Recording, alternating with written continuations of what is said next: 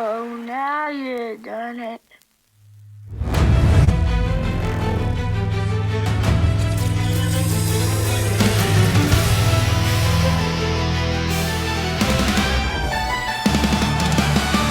Overwatch and the Guardian, defenders of the truth. Overwatch and the Guardian, fighting from the booth. They'll fight for the real story, wherever it's hidden away.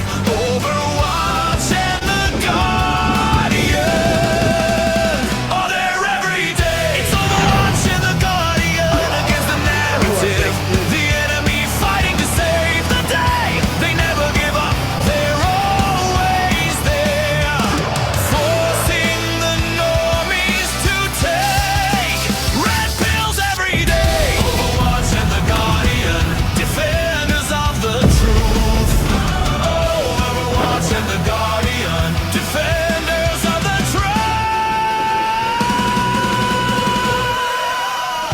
Overwatch and the Guardian is the code name for the team that won't quit. Its purpose to force the normies to swallow the red pill against the narrative. A ruthless force determined to keep everyone asleep. They broadcast the truth on Rumble, on clouds dropping red pills every week. Overwatch and the Guardian, the narrative is weak. We can't let it end like this. It's too late. Defenders of the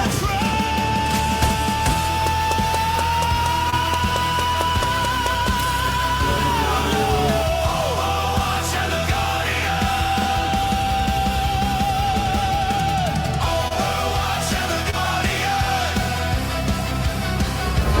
Overwatch and the Guardian. Overwatch and the Guardian. All right. What's up, brother? How we doing? Let me switch sides right here. So we're with our respective characters. Doing good, man. Coming from a spicy show. Oh, that show was hot. I watched some of it.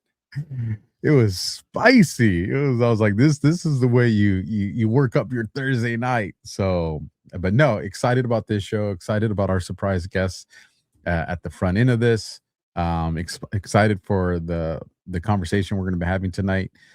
Got my coffee. You know, it's been a couple of days without a coffee, so I have my coffee tonight. So I'm stoked about that, man. Anything you want to say before we kick this off? Well, it's an interesting time to be alive. There's a lot going on in the world, but you know, we're kind of transitioning this show. Sometimes we'll talk politics, sometimes we'll talk a little bit other things. Tonight we're going to go a different route. We're going to take a break from what's going on in the world, and we're just going to delve into various different thoughts and ideas and conspiracies and that type of thing. So that's going to be pretty cool. We got a good friend that's going to be joining us. We got a sponsor to this show. Someone actually sponsored our show. Can you believe that? Which is actually really cool because typically we deal with affiliates, but tonight we actually got a sponsor. That's actually really cool. So we're going to bring him in a few minutes. But yeah, guys, I'm glad you guys are liking the show. If you guys are liking the show, hit that thumbs up and make sure you're following and subscribing because I know that most people that are just new here probably watch that intro and are like, what the fuck is this? Yeah, this is fun. It is fun. And I'm glad we're going to kind of deviate because I could use the break tonight, bro. Whoo! Woosah. Woosah. Let's get to some of our Rumble affiliates, and then after that we will bring our surprise guest on. So Rumble's been taking care of us, folks. You know that they've been taking care of us. So with that, let me bring this up on the screen for you guys. You'll see it over my face. And I'm sure Josh will be doing one as well. They can cancel your accounts, freeze your cards, decide what you're allowed to buy, say, or support. Big banks and financial institutions have total control and they use it. That's why financial independence matters more now than ever. Introducing Rumble Wallet, a wallet built for real freedom. With Rumble Wallet, you control your money, not a bank, not a government, not a tech company. Buy digital assets like Tether Gold, and Bitcoin in one secure place. No permission, no middleman, no cancel button. And when you want to support creators you actually believe in, like these two guys, you can use the Rumble app to directly tip content creators securely, instantly, and without interference. This isn't a credit line that they can shut off. It's your wallet permanently, yours to protect your future, yours to protect your family. When the system fails, when the institutions turn on their own people, financial sovereignty is the difference between security and vulnerability. Rumble Wallet isn't about politics, it's about freedom, ownership, and protecting what's yours. So take control today. Download Rumble Wallet now and step away from the big banks for good. True ownership, true protection, true financial freedom. And if you guys are watching on my platform, you'll see that in the live chat. If you're watching the replay, you'll see that down in the description, as well as for Josh. Go ahead, Josh. Oh no, we're good. We'll run some here in a little bit. I got the same one, but I'll run that later, and everything else I have isn't populated yet, so we'll take care of that later. But let's go ahead and bring in our guest, our sponsor of the show tonight. And I don't see the little icon. Where's the little icon, Alpha? I got him, and I'm bringing it up now. I was keeping it as a surprise for when he got here. As a surprise. Oh, awesome, guys! Yeah, thank you so much for that nice little thing. The intro was just fantastic. That was worth the price of admission right there. You put a lot of effort into that. That was cool. But yeah, it's so great to be on here. I know Josh. I'm on Josh's show a lot, so Josh's audience knows a lot about Good Brew, and so many of them use it. And so I'm happy to be on to talk about it with your audience, Alpha, who I don't think has heard as much about Good Brew and all the important aspects of gut health and what that does, for us overall. And your topics of tonight, I assume, are going to be a lot about more of these general things that have happened in society and in our cultures. And there's nothing bigger than the travesties that have happened with our health and the medical systems and the way that we've been misled about what is, are fundamental to not only ourselves individually, but also as a society. I mean, a healthy society is a much more independent and freedom-minded society, a society that is controlled through health, and the healthcare system is one that's not going to be very independent. I mean, that would be right at the top of the list of how a tyrant would want to control his population, and subjects would be to control the health of that population. So we've gone way off track there in terms of our society, and gut health, as Hippocrates, 2,500 years ago recognized, is at the center of all human health. And it's not a woo-woo thing. I mean, there's massive amounts of science behind this now, but I don't know that the modern medical community, many doctors do talk about the importance of gut health, but the medical system as a whole has not been very forthcoming with the importance of these things that we can do for ourselves. So anyhow, with that, the microbiome and gut health and the things that you need to do to support that are multiple things. But one of the things you can do is take a probiotic, and you can take a probiotic that has 25 clinical studies behind it in combination with a very good prebiotic, a natural organic prebiotic fiber. And in our product, Good Brew, we have no preservatives, no additives. We just have an organic symbiotic product with prebiotic fiber, inulin fiber, and a probiotic that is proven to survive the stomach acid, which most probiotics die on the shelf or in the stomach, and our Bacillus coagulans survives to germinate in the lower intestine. It supports the rest of the gut microbiome. So. Yeah. So, for everybody out there, if you're new to Gabe, if you're hearing Gabe for the first time on Alpha's channel, or even my channel, the Red Pill Project, you're going to see some links scrolling below. And if you guys are interested in getting Good Brew, and we're going to talk about what it helps, how it helps you here in just a few minutes. But if you're interested, if you're in Alpha's audience, use that first link, goodbrew.com/alpha. If you are in my audience, you can use goodbrew.com/redpill. So just making sure that everybody knows which link to go and check this out. So by the way, for everybody out there, I've been using this product for what now? 7 months, 8 months now. I use it every day. I throw it in my coffee. It's tasteless, so you don't even notice it. You can throw it into any drink. It's not affected by temperature, and it absolutely fixes your gut. I assure you, it's an amazing product. It was interesting because one of the stories I tell, a true story, my neighbor Alex, I told him I did a podcast, and so he kind of hunted me down and didn't tell me he was listening to it, but he listened to it on Apple Podcasts. And he came back and goes, "Hey, so I was listening to your show the other night, and you got that guy on there, Gabe, with the gut health." And he goes, "I've had this problem with my gut for years." He goes, "I ordered some, and I've been taking it, dude. It cleared up." And he buys it every month. So just Gabe, I'd like you to talk a little bit about how Good Brew kind of can help people. And before you go there, Gabe, I want to add on something that you said, that Josh said about the tasteless, just so people know.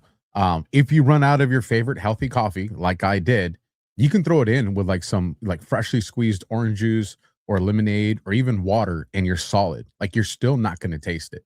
You're good to go on it. Absolutely. Yeah, it has if you were to put some on your finger and taste it, it'd be mildly sweet. So it doesn't affect the flavor of your coffee or juice or yogurt or whatever you want to put it in. And more importantly, it survives. And Bacillus coagulans is a spore-forming probiotic. And I think this is really important to think about how Mother Nature takes care of us. So most of the probiotics that we have, the colonizing microbes, come from our mothers at birth. And they're extremely important. But ever since the modern world has added antibiotics and preservatives and these things to our environment, our gut microbiome has become much less diverse over every generation. But there is spore-forming probiotics that we would get as scavengers and bacillus, digging up things from the soil that really help to support and rebuild that microbiome in the lower intestine. And Bacillus coagulans is one of those probiotics. So it produces the metabolites, not only that help to increase protein utilization by 20%, improve immune function, and all of these things that it's been clinically studied to show to do on its own, but it's also producing metabolites that then build up the rest of the gut microbiome. So in our case, we have two groups of people, and there's an overlap, and that's people who have a specific gut health issue that they're trying to solve, and people who want to just optimize their health. And then, of course, there's an overlap, and our product is great for both of those groups of people. And we were blown away by how many people with acid reflux and chronic constipation who have suffered for years and years with these problems have given us testimonials that this has been the thing that's helped them. And we're talking, nurses and doctors and all kinds of people who know the medical system and know these, all the options. We have a functional medicine doctor here in Northern Colorado, one of the most well-respected functional medicine doctors in the area. He and his wife were having gut health issues, and we met them at this past summer at a conference, and he got our product. And it was only 2 weeks later, he was contacting me asking for a discount that he could offer to all of his clients because it helped him so much. And that's the great thing about Good Brew, is that it's not only proven in and of itself with clinical studies to show benefits itself, but it's also foundational in that it's helping to boost the rest of your gut microbiome. So even if you're taking other probiotics that have a hard time surviving on the shelf and through the stomach, it's going to assist those as well. It's not as though you can't take other probiotics and our product together. And our product is really based on the way nature works. Most of the fibers on the market are not natural fibers. They're selling them as prebiotics and these sorts of things, but they're wheat dextrins and corn dextrins. They're not that's not you don't get those from nature. So how do we even know that our gut microbiome is really utilizing them in the way that it's supposed to? Inulin fiber.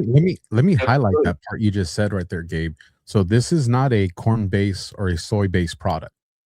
No, it is inulin fiber, and inulin fiber is the kind of fiber that we get in fruits and things like that. And so there was this, we made the point of using that as our fiber because it is the right kind of fiber to be using. But in addition to that, now there's lots of studies on this, but there was a great study that just was done and the paper was released just a few months ago showing that inulin fiber, just the fiber itself, it supports the kind of microbiome that breaks down fructose and sugars. And not only does it break them down so they don't get to the liver, and the study showed reduction in fatty liver disease, better insulin sensitivity. These are very major things to our health. But it also showed that when it broke these microbes that developed because of they were feeding on inulin, we're also breaking these sugars down into good amino acids, into glycine and serine, which was then supporting the liver function and in the production of glutathione, which is a very important antioxidant that the liver produces to regulate things. So your gut is everything, and the microbiome produces 95% of the short chain fatty acids. We only get about 5% of them from the food we eat, and we don't get any of them. We don't produce any of them endogenously. So the microbiome is responsible for producing these short chain fatty acids, which are the key energy source for proper cellular function, not only in the digestive system, but throughout the body, because they circulate through the body, but especially in the colon. And we see this huge rise in colon cancer. A lot of that has to do with dysbiosis. And we have all this dysbiosis because of all these things that we're putting into our system through medicine, antibiotics, pesticides, preservatives, processed foods. All of these things are just ruining our gut microbiome, which is then leading to all these other diseases, especially inflammatory diseases. So what happens when your body doesn't have the right kind of microbiome and you get into dysbiosis? Now these cells aren't functioning properly in the digestive system and in the intestines, and the cells start to get gaps in them. They're supposed to be tightly joined. It's called a tight junction between the cells. They get gaps in them, and we get what's called leaky gut.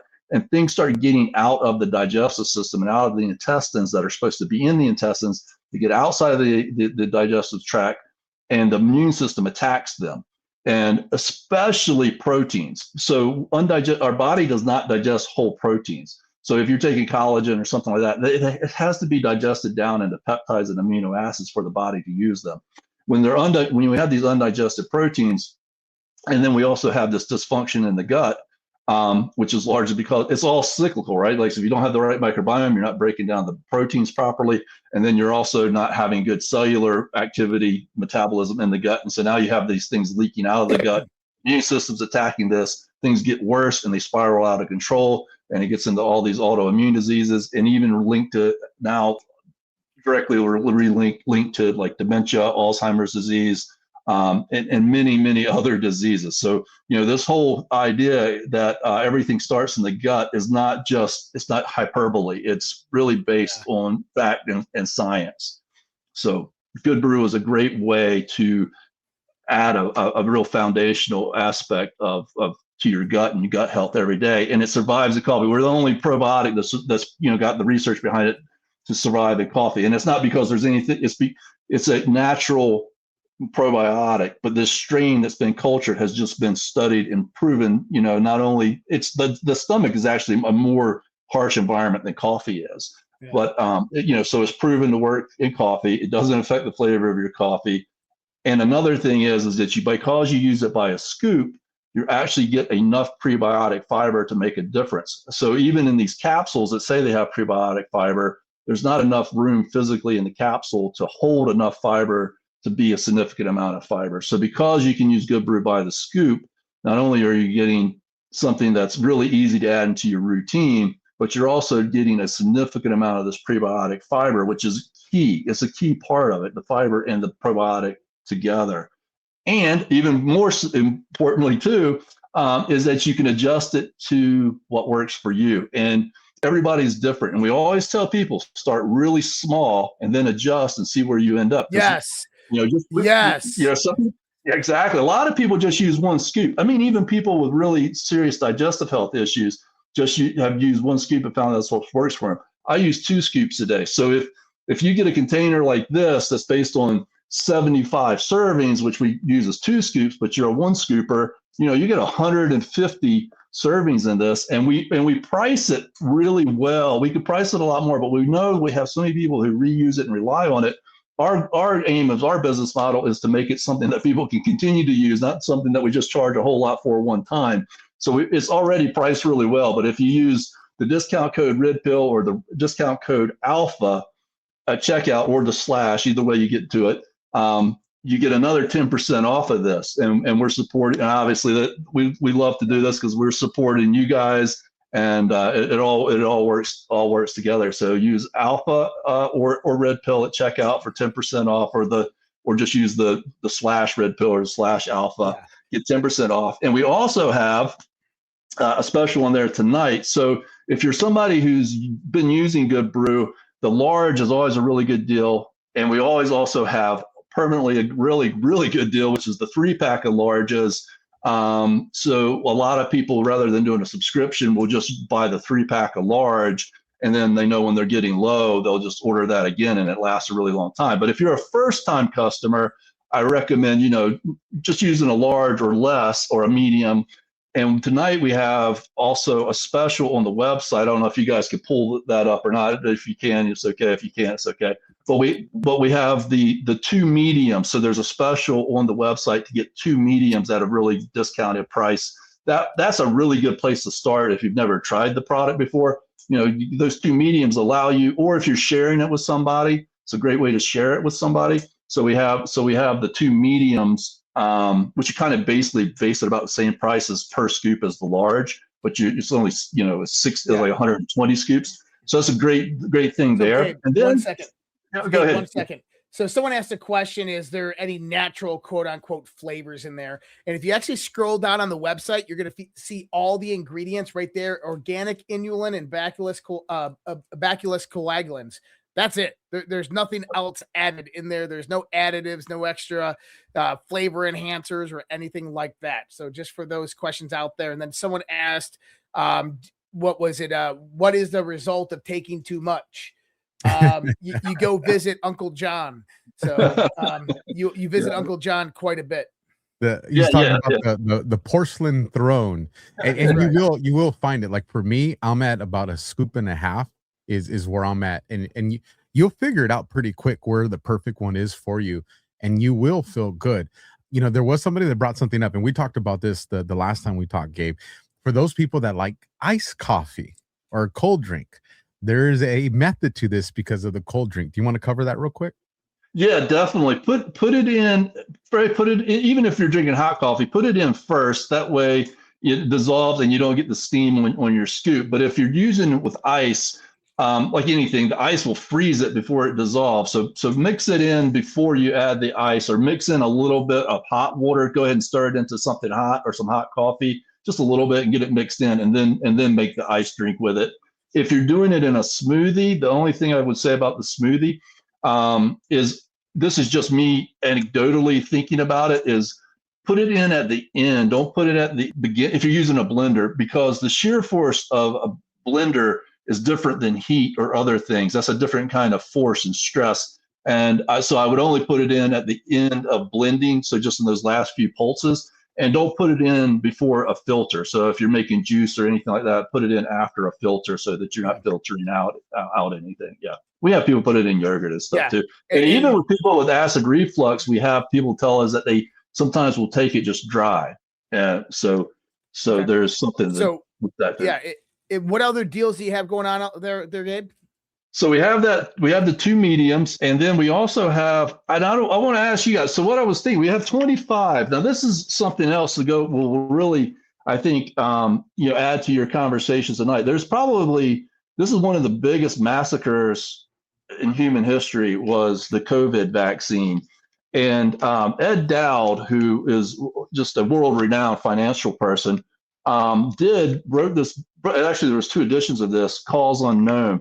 And he looked at the actuary data, and you can look in the actuary data and you can see when the vaccine rolled out, you can see all the deaths that started and heart disease that started happening amongst cohorts of people that never had these levels of problems. Particularly, obviously we know with older people, but with younger people really tell the story. And he's got all the data in here from the actuary data. You can't argue with it. And it's just there was something like 20 years worth of heart damage, disease, and sudden deaths amongst young people that happened in like a year. So tell me, this is a real deal here, and this is going to affect it's going to affect us all. But imagine the generation of children who grew up during this period of time, especially. This is going to, this has changed the whole trajectory of their entire lives. Yeah. the things that we did in the schools and all we this. still don't know the repercussions of it. So. Oh yeah, we still know it's still there. I mean, there were scientists and people. Well, who was, I forget his name, the guy who died, who was so outspoken about it. Gosh, I wish I could think of his name.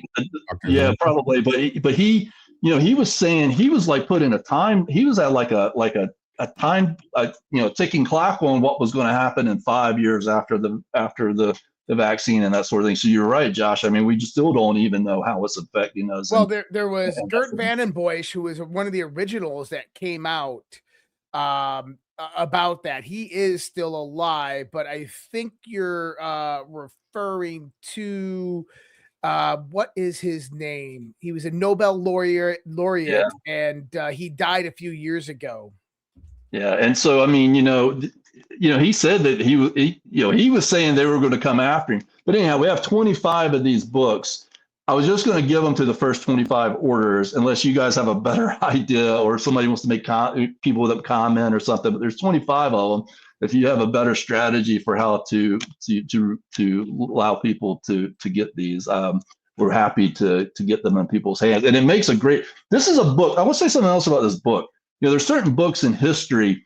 This is a great coffee table book and that sort of thing. But there's certain things in history that they sit around and over the time that they're sitting around a house or here or there, people pick them up and they read them, and maybe somebody's grandkids or children pick these books, and they need to read these kinds of books because they tell a story of how governments and tyrants and people have been doing this to humans for forever, and they never change. He's talking about Dr. Zelenka.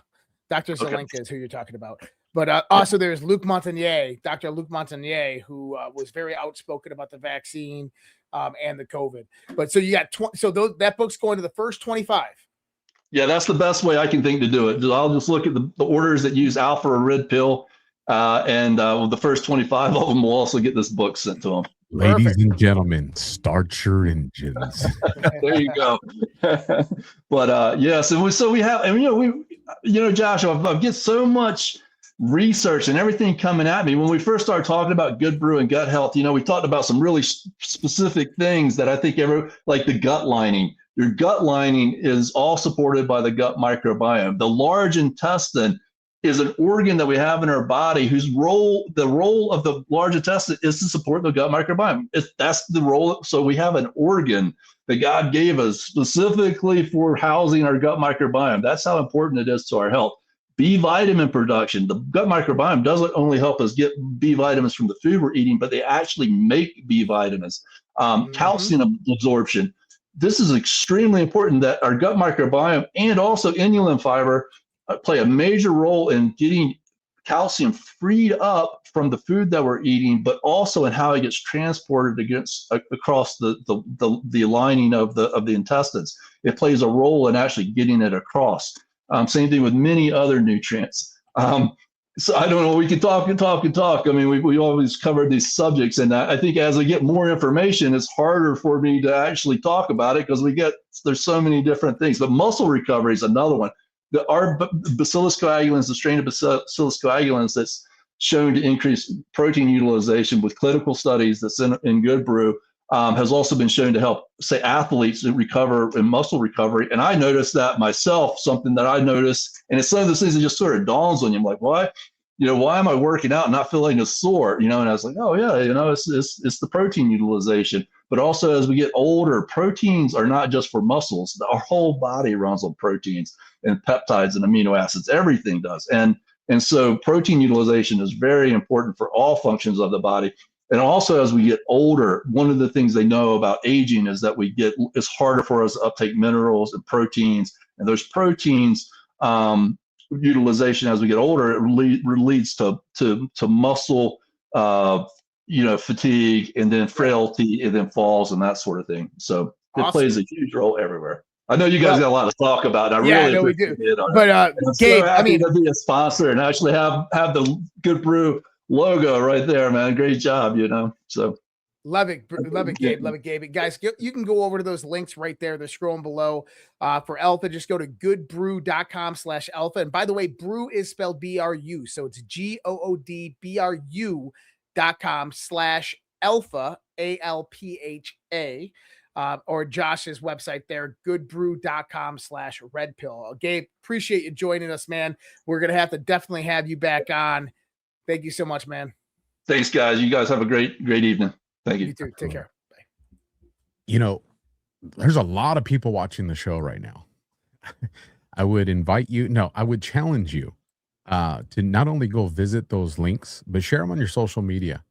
That there's so many benefits that you guys will recognize this, from things like bad breath. I mean, it's just, there's an assortment of things. You will be grateful for it. And then again, make sure you let other people know in the process of that. And again, you'll find those links down in the descriptions below on our respective platforms as well. Yeah. Good stuff, man. Good stuff.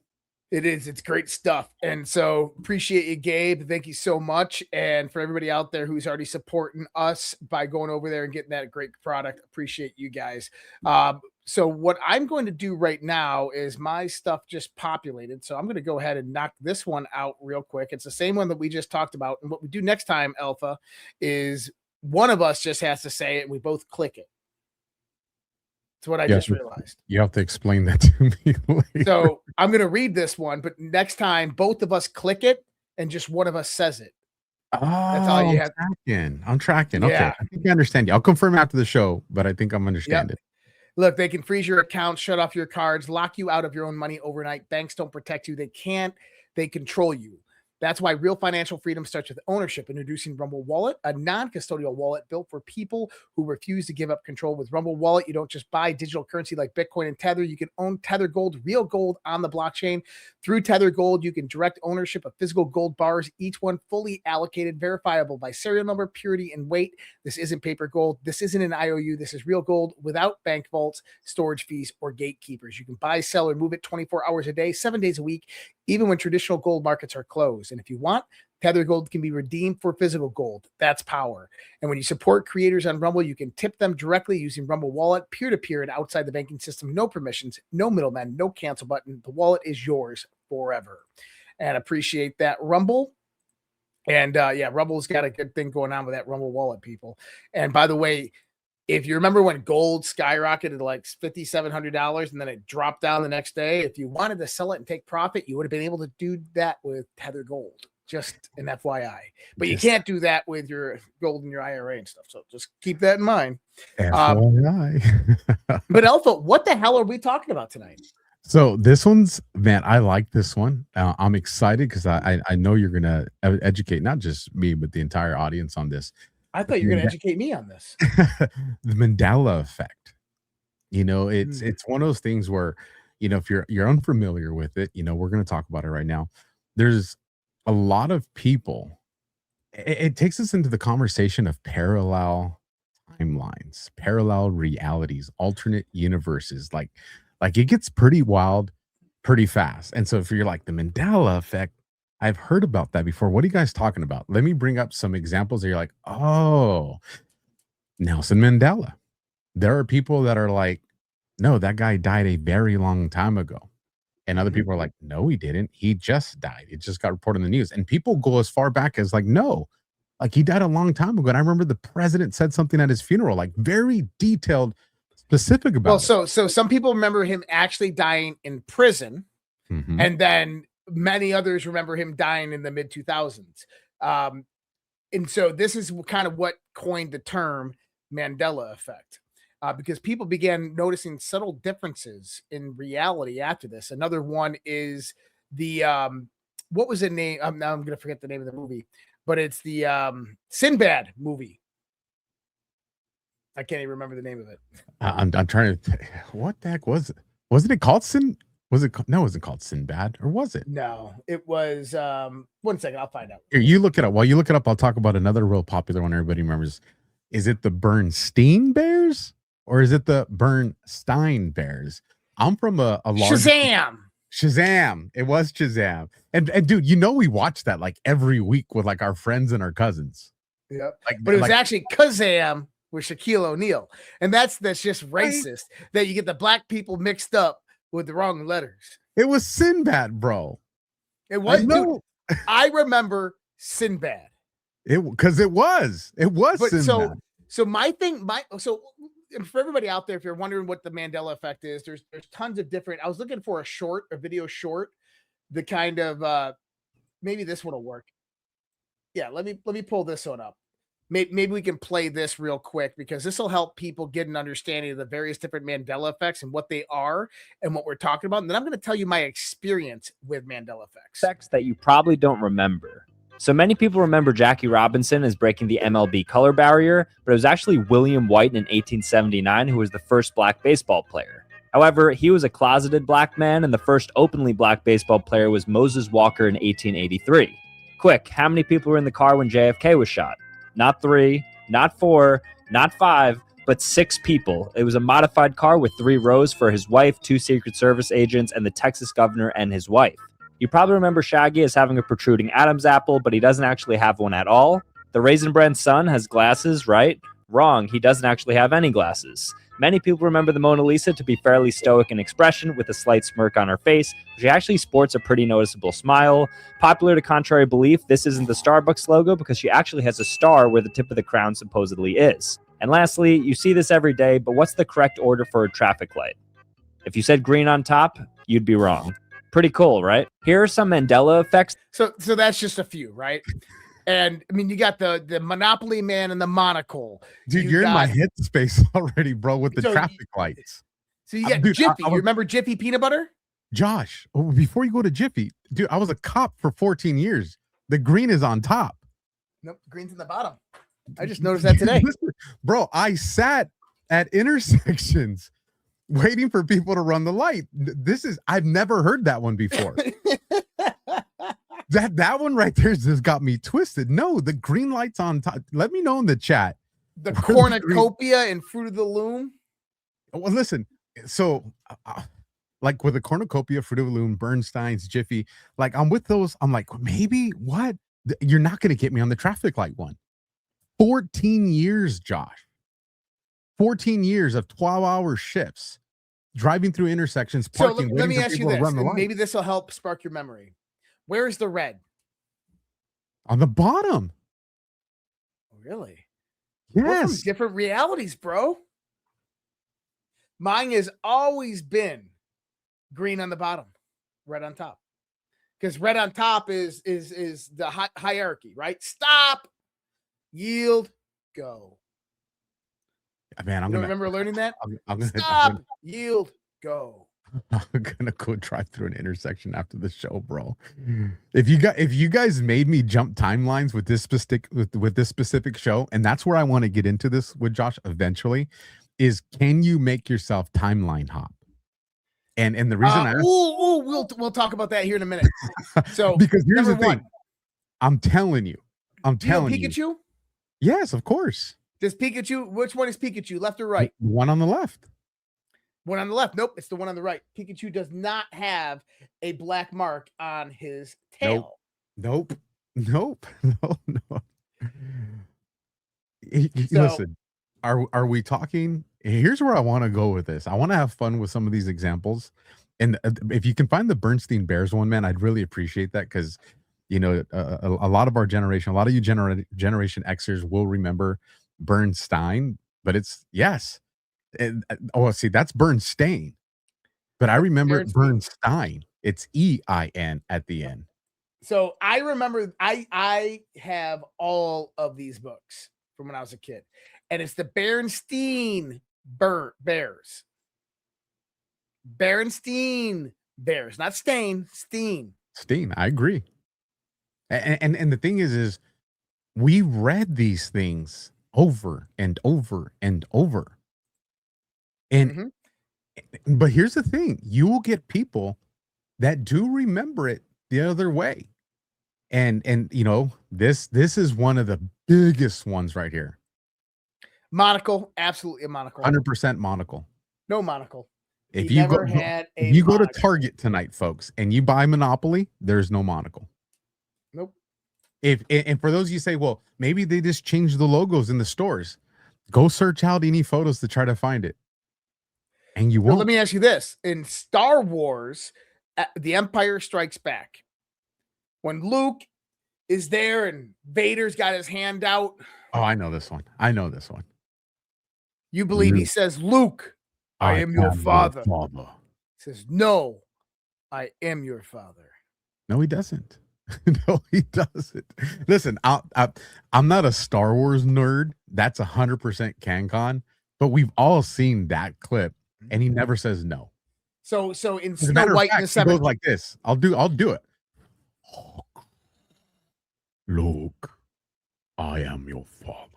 It's his breathing in the machine. So what a psychologist or a sociologist would actually say is that what you are remembering is not the actual scene from the movie, but the reoccurrence of replaying it over and over and over again. So think the movie came out in 83.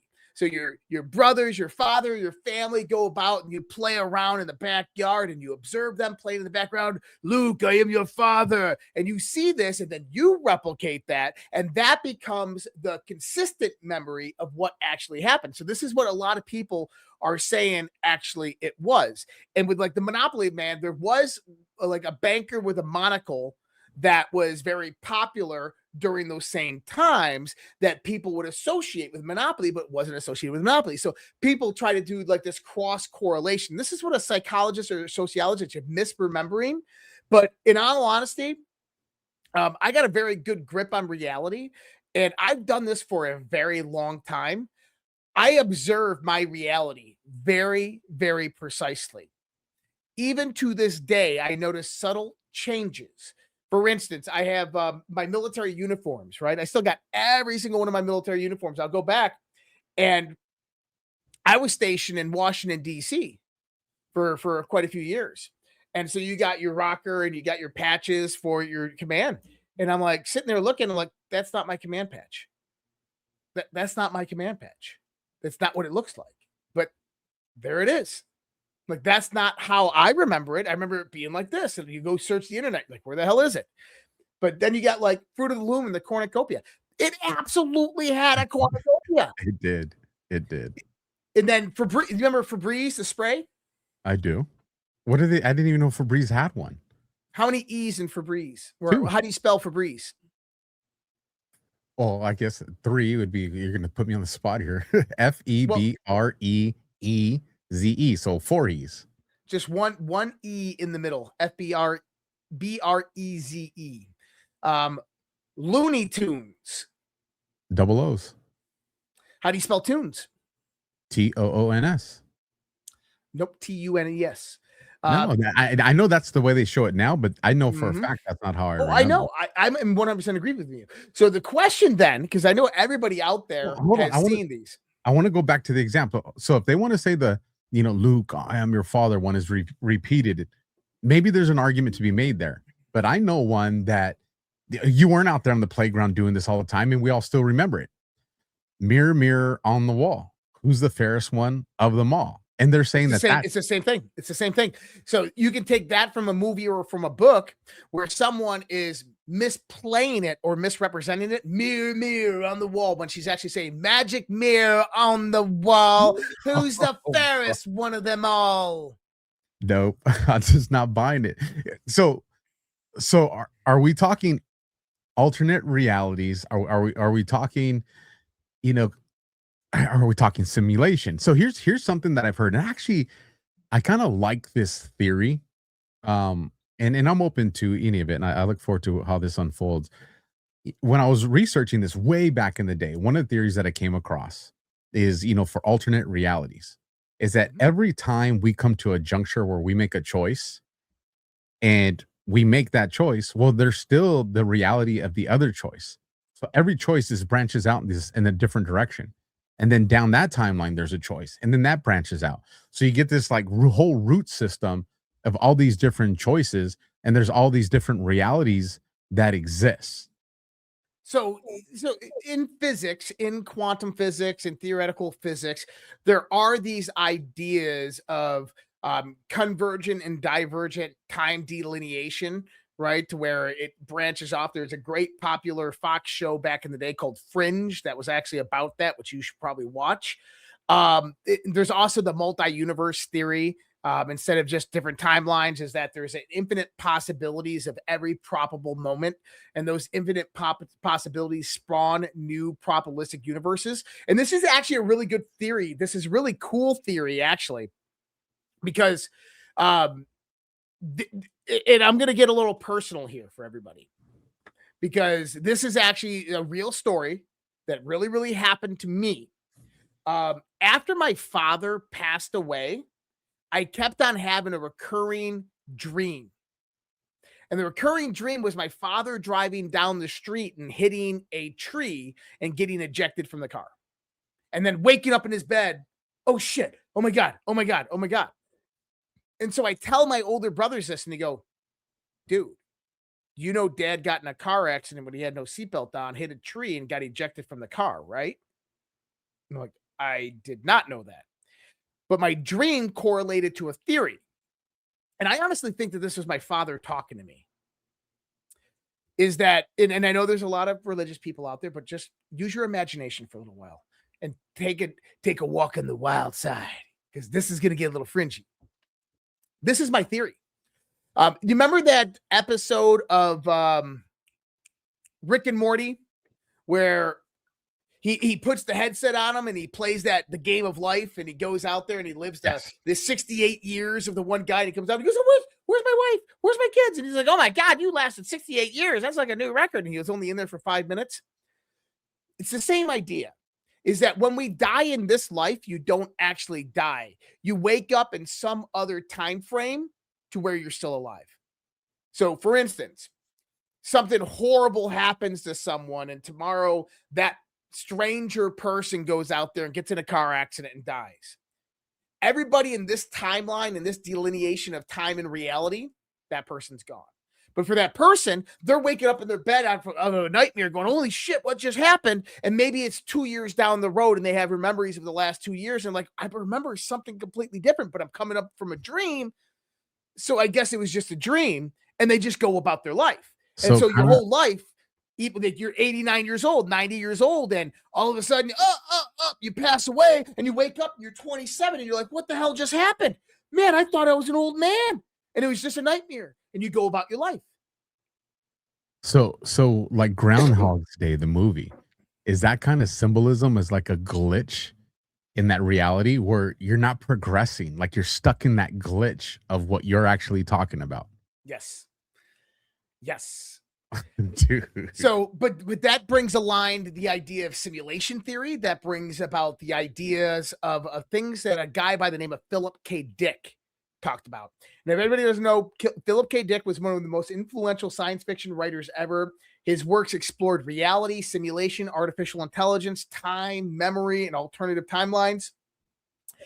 There's some major movies based on Philip K. Dick's works. Maybe you've heard of them: Blade Runner, Total Recall, Minority Report, The Adjustment Bureau. Yeah. The Man in the High Castle is a book that Philip K. Dick wrote. But I think it was, let me see. The lecture was back in the 1970s or 80s, I believe, in Geneva, Switzerland. It was a physics symposium. And Philip K. Dick was invited. And this is only 4 minutes long. I want to play this for people. I want you to listen to what one of the most greatest science fiction writers says right here. The subject of this speech is a topic which has been discovered recently and which may not exist at all. I may be talking about something that does not exist. Therefore, I'm free to say everything or nothing. I, in my stories and novels, often write about counterfeit worlds, semi-real worlds, as well as deranged private worlds, inhabited often by just one person, while meantime the other characters either remain in their own worlds throughout or are somehow drawn into one of the peculiar ones. This theme occurs in the corpus of my 27 years of writing. At no time did I have a theoretical or conscious explanation for my preoccupation with these pluriform pseudo-worlds, but now I think I understand.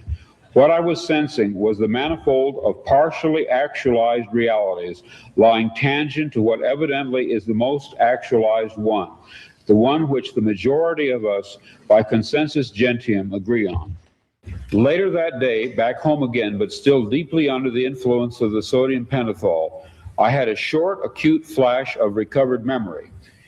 Then, in mid-March, a month later, the total body of memories, intact and entire, began to return.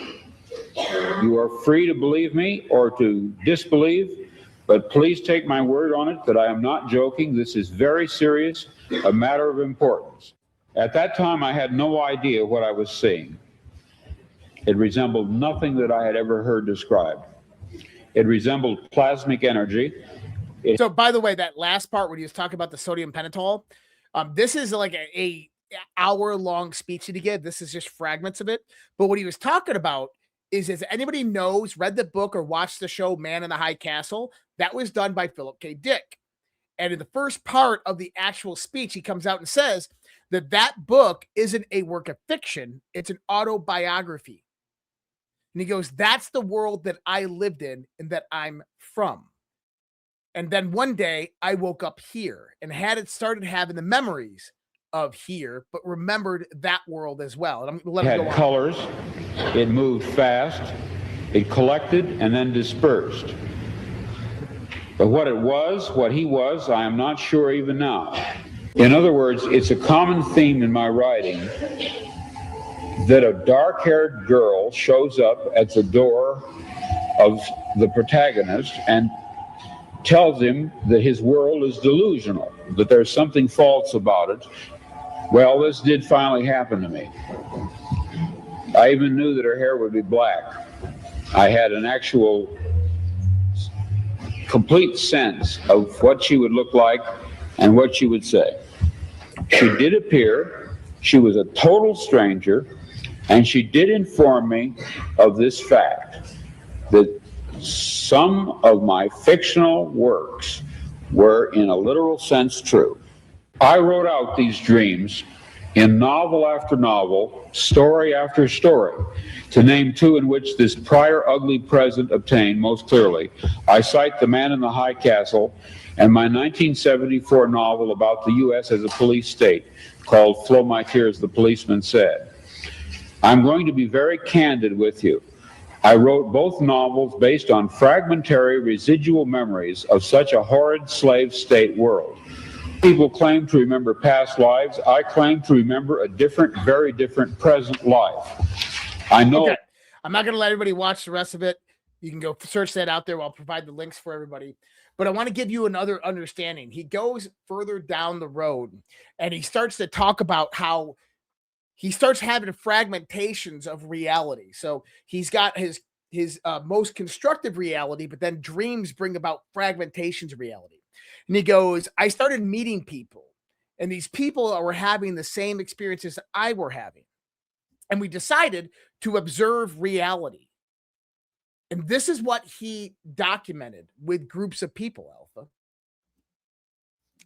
He said, we started noticing subtle transitions and changes within our reality. He goes, for instance, there was one of our people that was at a dinner table, and every day they would eat dinner at that table, and there's a big painting over the dinner table. And they would notice that a bush was just moved a little bit to the right, a little bit more. And they would study the picture and the image, and they would remember where the trees and the bushes were. Then over months, they would realize, oh my God, I looked at it, and there the bush was moved. Subtle transitions in reality. And he goes, the more and more we began to look at this, the more we began to realize that reality isn't natural. It's a simulation.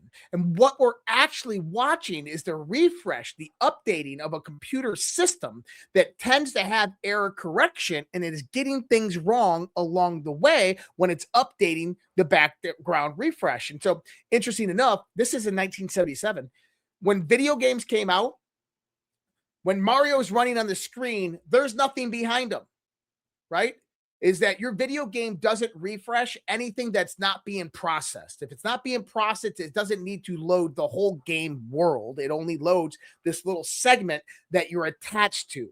Well, reality is the same way, or at least he's proposing it is, that reality right now, like I can see my behind me, but outside my garage door, there's no processing needed of that reality because nobody's using it right now. And so therefore that scene. Yeah. So therefore, in the universe, if we want to think in quantum physics, it exists in a waveform that is uncollapsed. But the moment a conscious observation comes into there, it immediately collapses or it renders the image. So what he's describing is that we live in a simulation, and in the simulation, and he even goes to say this and I wish I had that part. He says, the one way people in the future will be able to tell that we live in a simulation. He goes, as computer technology becomes better and better, we'll become more integrated as a society and we'll begin communicating through computers and we'll be able to store data on computers. And when that begins to happen, people will be compiling databases of various different transitions of our reality, changes in nature and reality. And so Mandela effect wasn't coined until 2010. Now, why is 2010 the most interesting point of the Mandela effect? I have no idea. Okay, well, let me blow your fucking mind. So, you remember when the internet came out? I mean, we're just talking about this. We're both Gen Xers, right? Do you remember when the internet came out? I gotta use the phone. Oh shit! Hang up, right? AOL dial-up, baby. Yeah, dial-up modems. You go onto the internet, you try to load an image. You're like sitting there, you get your dick in your hand. You're waiting like 35 minutes for that picture to load. Like, yeah, man, it was like internet was horrible. And the reason the internet was horrible is because we didn't have the we didn't have the infrastructure to substantiate it. Okay, right. So what we had was we had to have a computer reaching out through a phone line or a DSL line that goes to a Google server that's 5 states away, but you'd go through relay stations that would amplify the signal. Well, of course it's going to take a long ass time. Well, in the 2000s, we began building out an infrastructure. Google, Amazon, and Microsoft began building a massive infrastructure. And what they realized is that, hey, instead of having one server right here, why don't we do on-demand servers? Why don't we just have a server in every major city and then we have sub-servers in other small cities, but those sub-servers are dormant until they're used, right? So we have one main server that feeds all these other servers, but these other servers, we're not paying for them unless they're used. And so what would happen is a cell phone, a tablet, or computer would connect to a server. It would spool up this virtual server. It would connect, and then it would begin downloading the information and render it in the pages that you're looking at. So if you remember, like mid-2000, pages would load a little bit faster, like dun, dun, dun, dun, dun, dun, dun. That was the page loading from. And we thought that was lightning, bro. we thought that. But we was also lightning. had these things, but text really wasn't there. People were still calling, right? You couldn't really do email on those early phones. You definitely couldn't do websites. I remember the first website I went to on my phone. Do you remember you want to know what it was? Which one? MySpace. Fab 5, baby. Fab 5. Yep, it was MySpace. And I remember MySpace loading, all you had was a black page because you had to zoom out because the page was so big because mobile pages weren't built then. Well, by 2010 is really when these things took off. And they took off because that infrastructure had been completed and virtualization for storage and computation went viral. And this is when cell phones, the first 3G and 4G cell phones began to come out to where you could actually load a web page on your phone in real time. It might take 30 minutes, or 30 seconds or 40 seconds, but you had downloadable. I remember like telling my friends back in the day, like one day these pages are going to load lightning fast. You're going to be able to watch movies and videos on this stuff. Well, it was 3 years later where you're able to watch videos because the storage capacity and the virtualization increased so drastically. Well, the reason why the Mandela effect came out in 2010 was because We became interconnected because social media and text messaging became the norms of communication. People started chatting back and forth, but also the accessibility of the internet became global. People became more interconnected because the accessibility and the speed of the internet happened much faster. We moved from Web 1.0 into Web 2.0, where you had video and audio and people integrated and communicating. And what happened is people immediately started talking about this weird fucking phenomenon, just like Philip K. Dick predicted back in 1977, of how reality has these weird transitions and glitches. Like, I remember Nelson Mandela died in prison. This person's like, no, I remember that he didn't die in prison, that he lived. And I remember him coming out and he actually became president of South Africa, right? Well, So, like, let me ask you this then, because I've considered this, and I don't know. Is it possible? Because we know there's a lot of technologies that the government hasn't released from us or released to us, right, to the civilian population. Is it possible, given the ability of artificial intelligence, and obviously I'm making the speculation here that a artificial intelligence has been around a hell of a lot longer than they've ever told us. And I'm not talking about like the inception of it. They acknowledge that. I'm talking about like full blown, they had working legit artificial intelligence way back then. If that was the case, is it possible, or why would they even consider doing social experiments? Let's go. We have the ability to recreate photographs all over the internet. And when people try to go and present a physical copy of something, we can go and affect those images when they upload them. So, the only way people will be able to do it is that they show each other like in person to in person, which, rarely happens. Is it at least possible that this could be just one large social experiment? And if it is, I mean, I still don't understand why they would do that, but I am curious. Do you think that that's a possibility? so you ready for this one? I don't know, bro. Every time you say, "Are you ready?" It's just like you're just gonna like my mind. So October 2019, Aaron Valente, a 33-year-old tech entrepreneur from Tinker Ventures, was found dead in San Francisco while she was attending a symposium on advanced technologies. She was out of Utah. Tinker Ventures had government contracts working, I believe, in advanced AI systems. She wrote home, she texted her father. So, by the way, she was found in her car dead. Parent suicide. Found in a car dead, parent suicide. Okay? She had texted her father hours before. This is what she said. And by the way, she had just came out of meetings with other high-ranking military and tech guys. It's all a game. We're in the Matrix, is what she said to her parents. That's the parents of Utah tech CEO found dead inside her car in San Jose. Just 5 days, search reveals the daughter's last phone call and say that she suffered a manic episode before vanishing. She says it's all a game. It's one big psyop. We're in the Matrix. Now, was Eric Valente right? Is this just one big psyop and we are actually in a matrix? Or are there other rational explanations for how reality is so fucking weird? Well, if you allow me, I do have a sponsor that kicked in, and then I want to answer that on the other end of this. So I will bring this up on the screen, and I will put it over my face. Which one is it? Which one is it? It's a custom one. I'll have to show you this. I think you'll like this one. So, all right, check this out. This just came out of R&D, research and development, folks, and it's wild. The engineers over at MCG Tactical teamed up with some legit defense contractors and retired special forces guys to build one thing: the toughest, fastest red dot sight on the planet. They call it the Rattler, RATLR.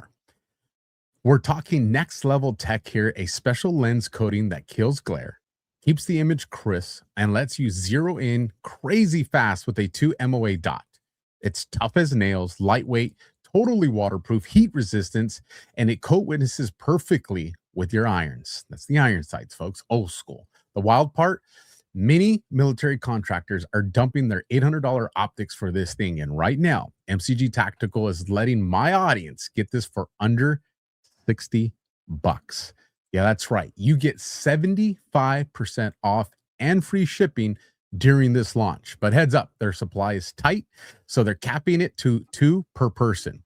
They also got it in tan and black. Whatever your rifle setup is, they got you covered. If you want one, scan the QR code you see on the screen right now on Rumble, or go to mcgtac.com/redrat before they're gone. So again, mcgtac.com/redrat.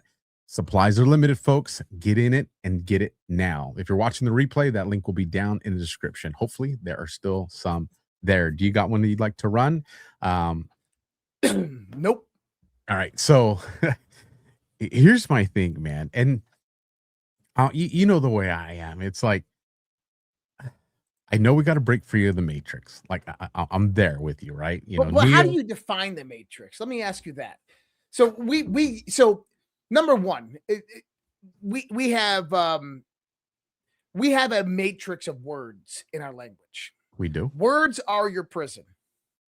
I'm gonna say this to you. Words are your prison. Okay. You just came off of a sit rep show, right? You had JB on there, CanCon. Now you were asking, you're using words to describe things, and they were bringing words back at you, and there's massive disagreement. Still love each other, but there was massive disagreement. Why was there disagreement? Because your words are not defined the same way as his words. So when you say something, so this is the perfect example of left versus right paradigm, right? That the left, they have their own understanding of what words are. This is why they went out there and extended their vocabulary to include new shit. Okay. It's not to confuse us. It's because they understand the realm of words and how words are utilized to control. You even, I mean, to kind of support that, you see the hijacking of words. That's you right. know, growing up, what did a rainbow mean to the majority of the population, right? It went back to like biblical scripture, right? And now you see a rainbow, and what do you think? You're thinking LGBT. So that's called symbolic inversion. And that's done for various different reasons in the context of the black arts and magic and occult. But what I'm talking about are actual words. And this is what I want people to start to see what I'm going to say here. You're saying like the audio version of the word itself. Yes. When you hear a word. So number one thing I want you to do is I want you to look up. And do you have an object in front of you somewhere on the wall? Not on the wall necessarily, but I do do have have anything, a picture, a mirror, anything like that. Yes, behind me. Yes. Okay. So what I want you to do is I want you to turn around, and the first thing you see, I want you to turn back around, look at me, and tell me what happened immediately when you saw it. What did your brain do? Process the color of it. Did your brain say something? Yes, Blue, the word. red, green, picture, right? Right. As in, you're not in control of that. Before you could actually go in there and look and see what that was, your brain is telling you what it was. Okay. Well, yeah. That's the way it's supposed to work, right? No. But what I'm trying to tell you is that if I look up right now, I got a Punisher skull and I got a Myrmidian skull, right? But when I look up, my brain immediately, before I even justify what it is or think about what it is, my brain is telling me what it is. Oh, because right? I know what's behind me. So when I look at it, I know what I'm going to see. Is that what you're... But if you look to the left and you just saw something completely random, like right there, I have a picture of my dad. I look, boom, my mind goes, dad. Right? I'm just looking. My first thing it sees, dad. Right? But your brain is in control of language. Language is the matrix. Language is a prison. Why? Because it's symbolic that attaches to the archetypical, the nature of what's deep inside your mind and understanding. Let me interrupt there. First, interrupt Texas Rules. Shout out, gifted 5 subscriptions over the Alpha Warrior Show. Thank you for that. But let me ask you this then, because this is where, you know, it might get weird.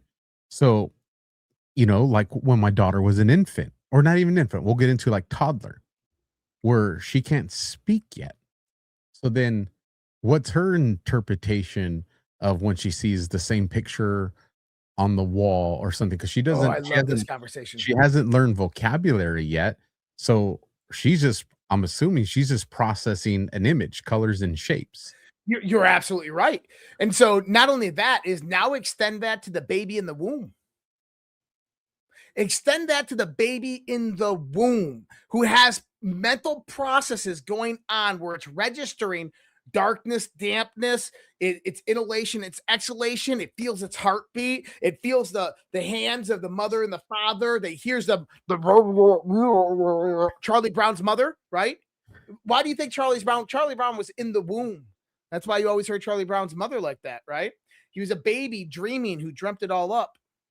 That's a conspiracy theory for you. That's why his mother always talked like this, because it was the mother talking through the womb. But what is the base operating system of an infant in the body? And I can get into that whole part here and my thoughts and theories on it, but I want to bring a deeper relevance here in the context of language. Rudyard Kipling, the author of the Jungle Book, he said that words are the most powerful drug known to humanity, and I am but a master of words. Words, let me ask you this. You ever heard sticks and stones may break your bones, but words may never hurt you? All right. Bullshit. I agree. Words do hurt people. Well, how about this? Every war ever fought was fought because of words. But also every war ever ended was ended because of words. Every love ever given was given through words. Well, no, okay, that's not right. But love is expressed through words, right? We look for that. Although love is much deeper and grandeur. But start to think about that. Every fight, every conflict, every war started because of words. But they also ended because of words. What did God say? In the beginning was the light. No, in the beginning was the word. Oh, okay. Okay. You're taking me to Sunday school right here, bro. Put me on But in Greek, it's in the beginning was logos. Oh. Well, so what I'm thinking, because you know me, like you make my brain go into a couple different pathways. I know I got to stop and let Alpha catch up and then ask yeah, questions. it's just like, it's a psst, right? But one of the things you're making me think about right now, to bring it to General Flynn, right? Because we love when we get to bring him into the conversation. 5th generation warfare is information, which I'm assuming information, we're talking words, and that's war evolving. So we're going from, throwing rocks and stones and bone arrows and missiles to 5th generation warfare, which is information. It's words. Right. Well, yeah. Words are, I think, a domain of the warfare construct, right? When we say information, and that information can be just about anything. And that's the one thing that we're learning about reality is that information is everything and anything. But words are the biggest construct, whether it's written words. How about this? Have you ever noticed this this problem with texting? You're texting someone and they're like, why are you being a dick? You're like, oh, dude, I'm not. I'm sorry. I was just texting you. It's how they interpreted it. It's how they say that again. It's how they interpreted it. Now go back to your sit rep episode. The words you were using were your words. You meant all the right things, but their understanding of those words were different. When you say one word in particular, Israel, it means something different to them than it does you. Therefore, their interpretation, their paradigm, their worldview, their belief structure is different. That's the power of words. This is the idea behind words. So think about this: is all words start all wars. Why? Meaning, interpretation, understanding. We might be saying the same word, but it doesn't have the same conceptual meaning. So then let's take it back to like the baby or the infant then. What's their like for me, like, I'm looking at you, but I got a 49er helmet right here. I don't care who tries to hate greatest team ever. There's a 49er helmet that's right here. So as I'm looking, I see the 49er helmet. my mind's describing that to me, like the visualization of it. That's how I'm communicating with myself, right? Or like when we, like when we're running like our daily plan through our head, all right, got to stop by the post office, got to get to the gym, got to stop at the grocery store to get, and I can picture all these things. Well, my brain's operating off all the words that I've learned in my entire life, right? Well, how is that baby or the infant having that conversation in their head? Because they're still learning their interpretation of what mom and dad is teaching, but they're still seeing something. Like they're visually seeing something. Let me help you in the understanding of what we know of how babies see the world.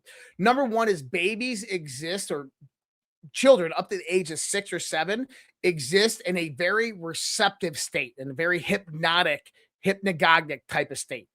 Number two is babies don't see broom or fan, whiteboard, picture.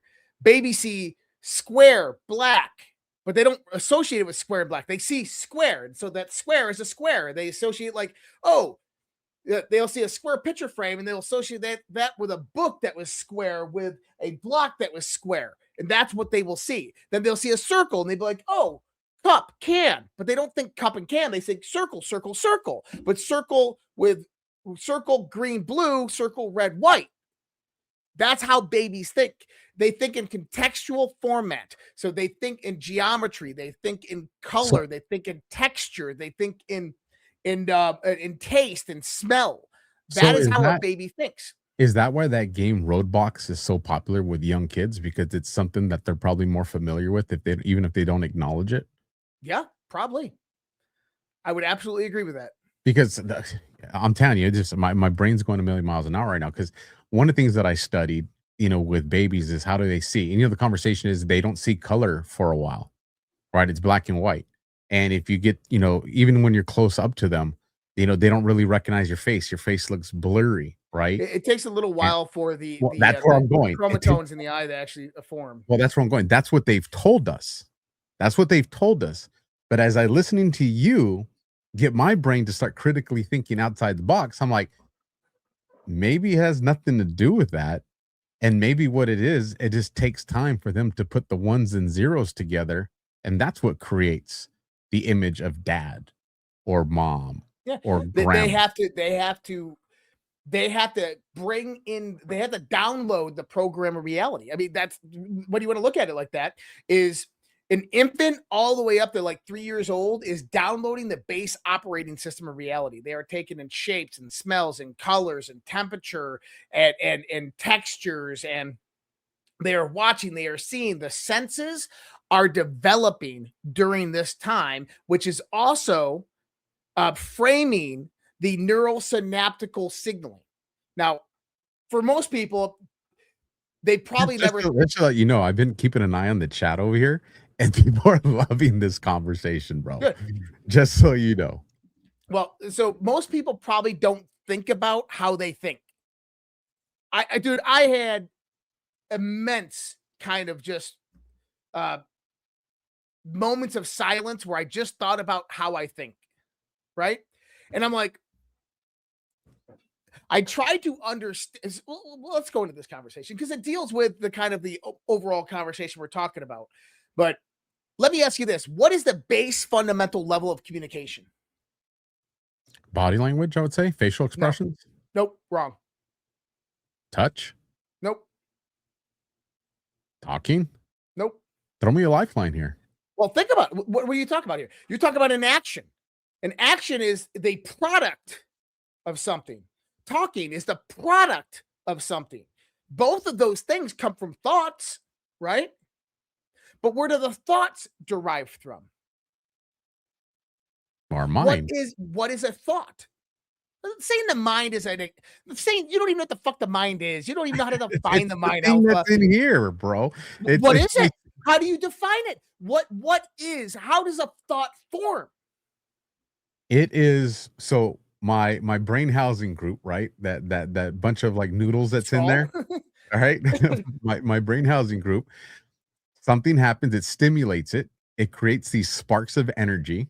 If these sparks, so like when I grab my water because I'm thirsty, it knows, well, if we're thirsty, we have to activate these sparks of energy that make this thing activate in my brain that creates this motor movement. You're to- getting a good idea of it.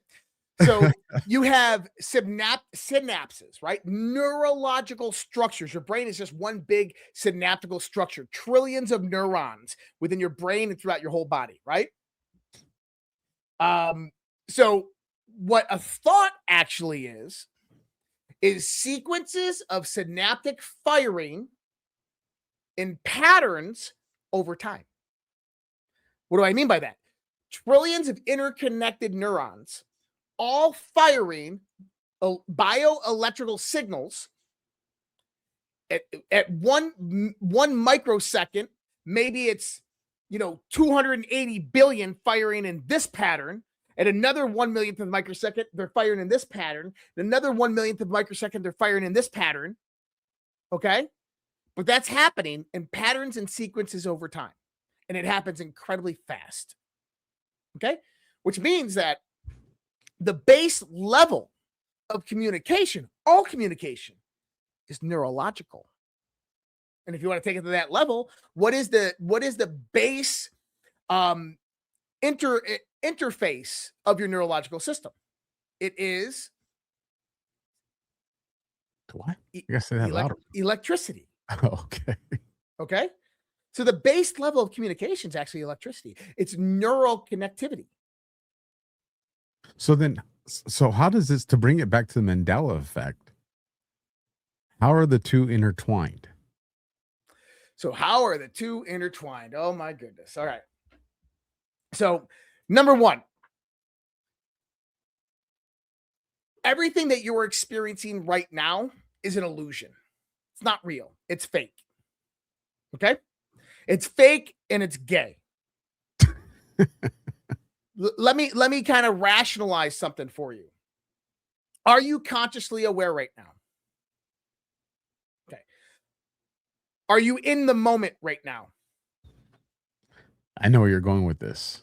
Just answer the question. So I was, but now I'm in a new moment. And that Correct. moment just passed, so now I'm in another moment. Okay, but stop right there. You were never in that moment.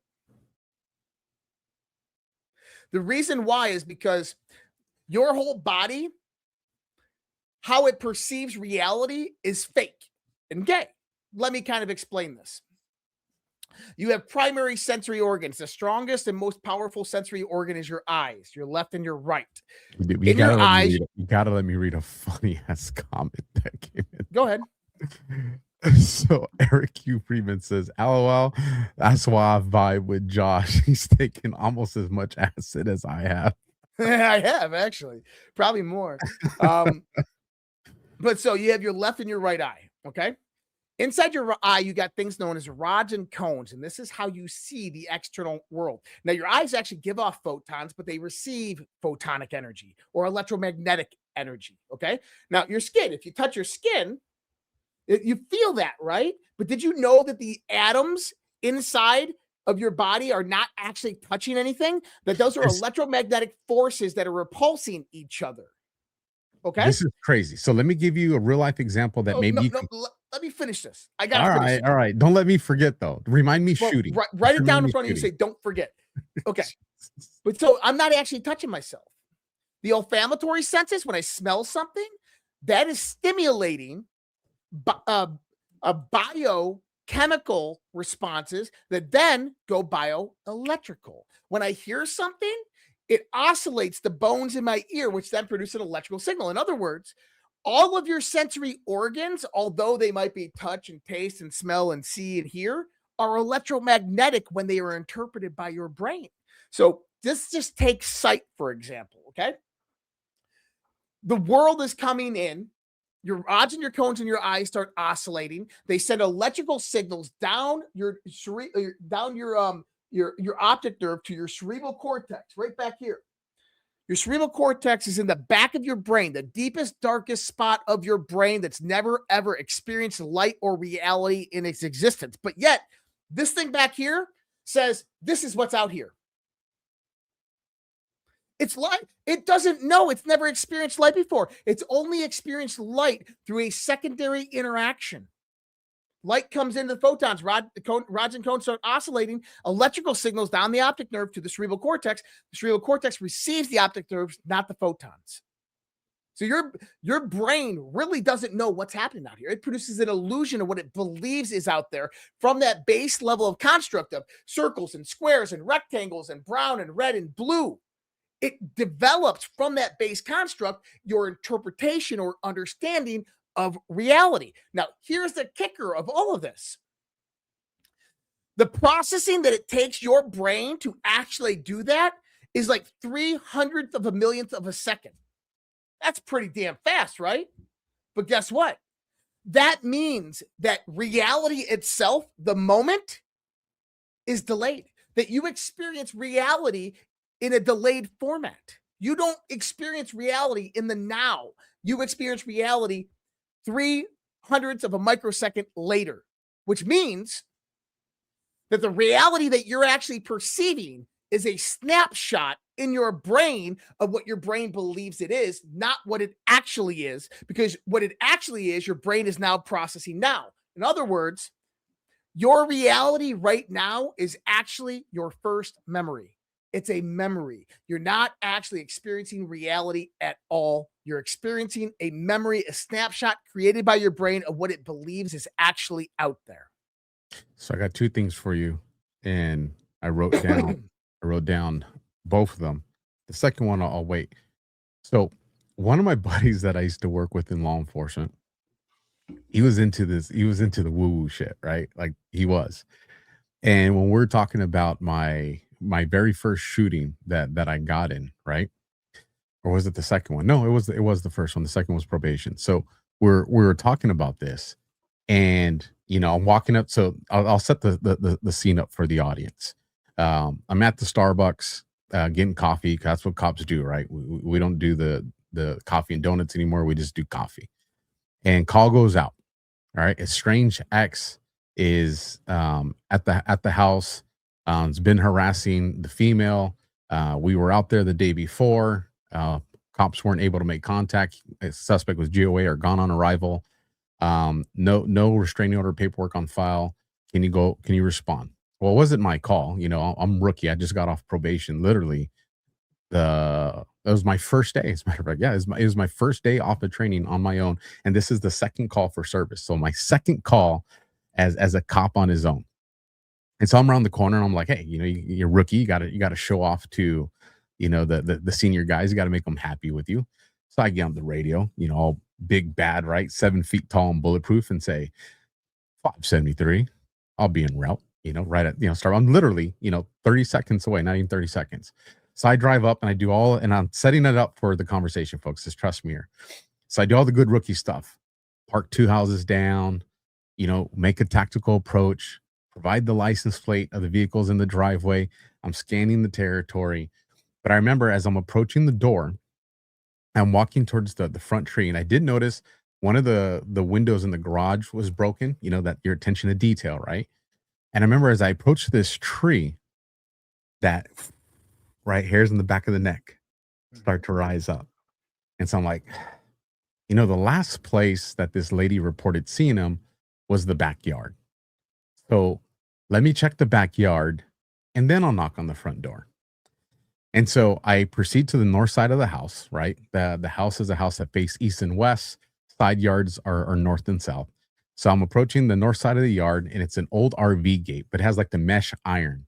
So you can see through it, but you're seeing like the silhouette, right? And as I approach it and I'm getting ready to open it, the dude comes around the back corner of the house. And so I see him. I'm like, Thomas, police, wait right there, or something to that effect. And I just remember he goes, no. And I'm like, Thomas, come here. And he starts turning around. So as a rookie, when someone starts turning around after you told him, come here, you're like, foot pursuit, like game on, baby. It's showtime, right? So I'm starting to open it, right? Because I'm gonna chase this dude down, and I'm gonna be the hero my first day on my own. But what he was doing was he was spinning around, because in his waistband, as he comes around, he pulls out a gun and starts pow, pow, pow, firing at me. I take cover to the brick wall.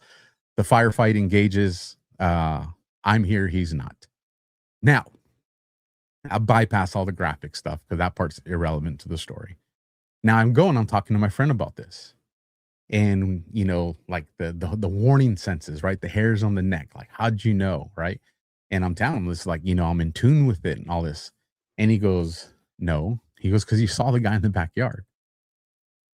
I go, I didn't see the dude in the backyard. There's a house between us. And he's like, no. And I'm thinking if he knows some of the stuff you're talking about. He goes, no, man, your eyes tell you there's stucco in a garage door and all this other stuff. But he goes, there's so many lenses in your eye that your eye's prioritizing what it sees as, it from primitive, to make you survive to the nonchalant stuff.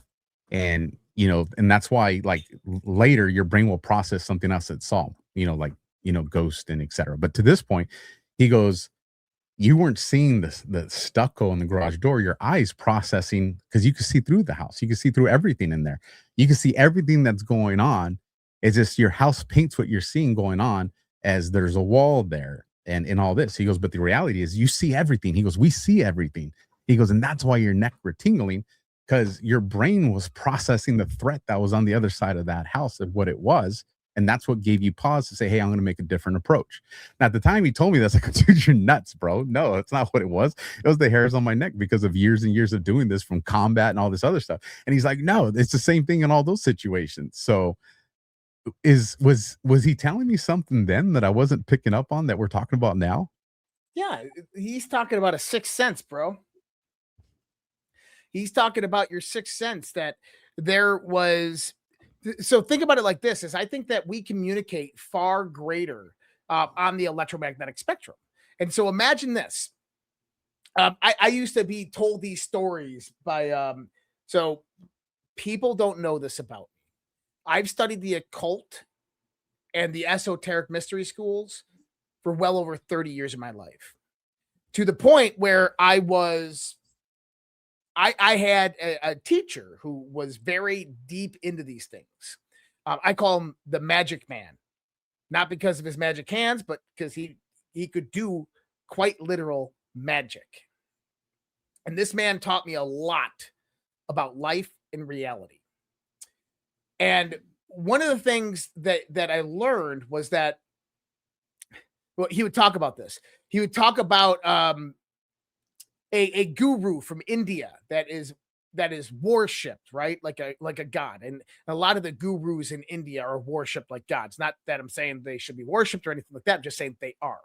And they consider them holy people or patron saints. There was one time when this patron saint showed up in a city in India with nobody knowing he was going to be there. And by the time that he got there, everybody was there. Thousands upon thousands of people showed up. And they didn't know why they showed up. They just had a feeling that he was going to be there. That they've measured that when this person, when specific patron saints would come into cities, moods would get different. People would get happier and change. Why? Because you have a bioenergetic field within your body. And that bioenergetic field is interconnected with everything within this planet, like a collective consciousness, if you want to look at it like that. And so what you were sensing is something that I've sensed multiple times in my life. I've walked into a restaurant and immediately, oh, right? And right when for me, I'm very psychic. So when that happens, I start getting images that flood my brain. I see faces, I see people, I see what they're doing. And we sit down at the table and I look behind me and there's the image of my face sitting behind me. And he wasn't a good guy. He was, I'm like, I need to get out of here because the feeling was so overwhelming of evil. But we have this interconnectivity to the world and to each other. And what you actually sensed and felt was mostly that guy's biosphere of fear, of anger, of hatred, of evil of his thought structure that's resonating and oscillating in it, that's thinking, I got a gun. If a cop comes back here, I'm going to do the dirty. You were feeling and sensing that to where your brain recognized it and was able to translate the communication to keep you aware and alert. And that's one thing specifically that combat veterans and people who have been in those types of situations, it's a skill that you learn. Now I was trying to go through Anna Paulina Luna's profile. I can't find it. Maybe I'm mistaken, but I believe she was the one that showed the, look like time travel, or the convergence of time. Do you know what I'm talking about? It looked like a cone connecting to another cone, but it had to do, if I understand it, the manipulation of time. Or maybe it was both. Oh, I know what she was doing. She was showing actually two wormholes interconnected, right? Yes, that's what it was. So I was looking for that because I wanted to bring up that graphic to show, but I just can't find it. But it just seems like all this boils down to energy. And if that's the case, that everything is energy, and we're just doing the translation of that energy. Well, I'm trying to. So I want you to do something for me. I want you to open Google, okay, and type in scientific definition of energy.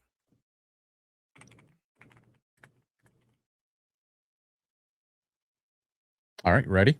Yep. In science, energy is defined as the capacity or ability to do work, which means causing motion or change in matter. So in other contextual sciences, it's the quantitative property of a physical system, recognizable in the performance of work and in the form of heat and light. In other words, do you understand what any of that means? Meh. Energy is motion. Right. Period. That's it. Energy is simply motion. Energy is a thing that has a quantitative property of a physical system. So matter, right now, the energy of this system is 0. Now it has energy. Now it doesn't. It has potential. It has kinetic, right? They don't define energy in science the true way that you would. Remember, we were talking about words, and words are important. Right. So when we say words like energy to a quantum physicist like Eric Weinstein, he doesn't think of energy in the same conceptual meaning as you think of energy. Because when you think of energy, you think about the primordial fabric of the universe. You're thinking about like everything's made of energy. Right? But saying everything's made of energy is nonsensical. It makes no sense when you look at the actual. Saying everything is energy is saying everything is the ability to do work. Everything is the quantitative property of a physical system. That's how it sounds to a scientist when you say that. Think about it. So then how would you describe it? Because I think I got a tongue twister one ready for you. But how would you describe it? How would I describe it? So I think that this is one of the biggest problems in science, because we have this substrate, this thing that exists inside of all physical systems, yet we can't truly define it. So we say that all motion, all movement, all spin, all of this stuff, the quantitative property of that physical system is, we call that energy, but we don't want to define it. Now, let's kind of define things by defining things, right? Okay. Because at the end of the day, if we're gonna figure out, because I think I'm gonna stump you here in a few moments. Do it. Bring it out. So, all right, folks. I think I got Josh. I think I got him right here. I think I got him. So then, how does a blind man interpret the world or see the world? Because they're blind, so they're not seeing trees or cars the way we are. But when we communicate that to them, I got a cool story about this, actually. Okay, So number one is blind people who have been blind since birth, Right. Blind people aren't actually completely blind. So a blind person isn't just complete darkness inside their brain. They actually see like a kaleidoscope and fractures of color. Okay. So that's the first thing, is that like they can't see the reality that we see, but they see fractures or fragmentations of it. Right. But they enhance their other senses, taste and touch and smell. And so their brain begins to construct the world based upon those things. Now, do they see pictures in their head? Yeah. But the pictures are developed by touch, by feel. So they utilize their other senses, which are electromagnetic in nature, to reinterpret the world. There's a great story out there. There's this, I forget, this is on Coast to Coast AM many, many, many years ago. This was like back in like 2001, 2002. And there was this neuroscientist who was studying blind people and other people with various different cognitive disabilities. And he started hearing stories from blind people that sometimes they would see this like flickering in the corner of their brain, like a flickering light. And he goes, well, describe it for me. They're like, well, I really can't. The best way I can describe it is like, it looks like there's this little flickering pattern. It's continuous. And then it would start to kind of cascade down. And there's all of these symbols, the best they could describe it, symbols that fall with it. And it would happen every so often. And he's like, well, let me, he goes, what do the symbols look like? He goes, well, I can't really tell you what they look like, but they feel much like the characters that we're touching with my fingers. No. And so just for the record, what I'm picturing right now is the Matrix, like the ones in the zeros coming down. So what he was actually describing in his brain was, you remember the old Microsoft computers when you would load them up, they would, and you'd have the whole system that upload. He was explaining that in his brain. Every so often it would try to reboot and it would begin processing and rebooting into it.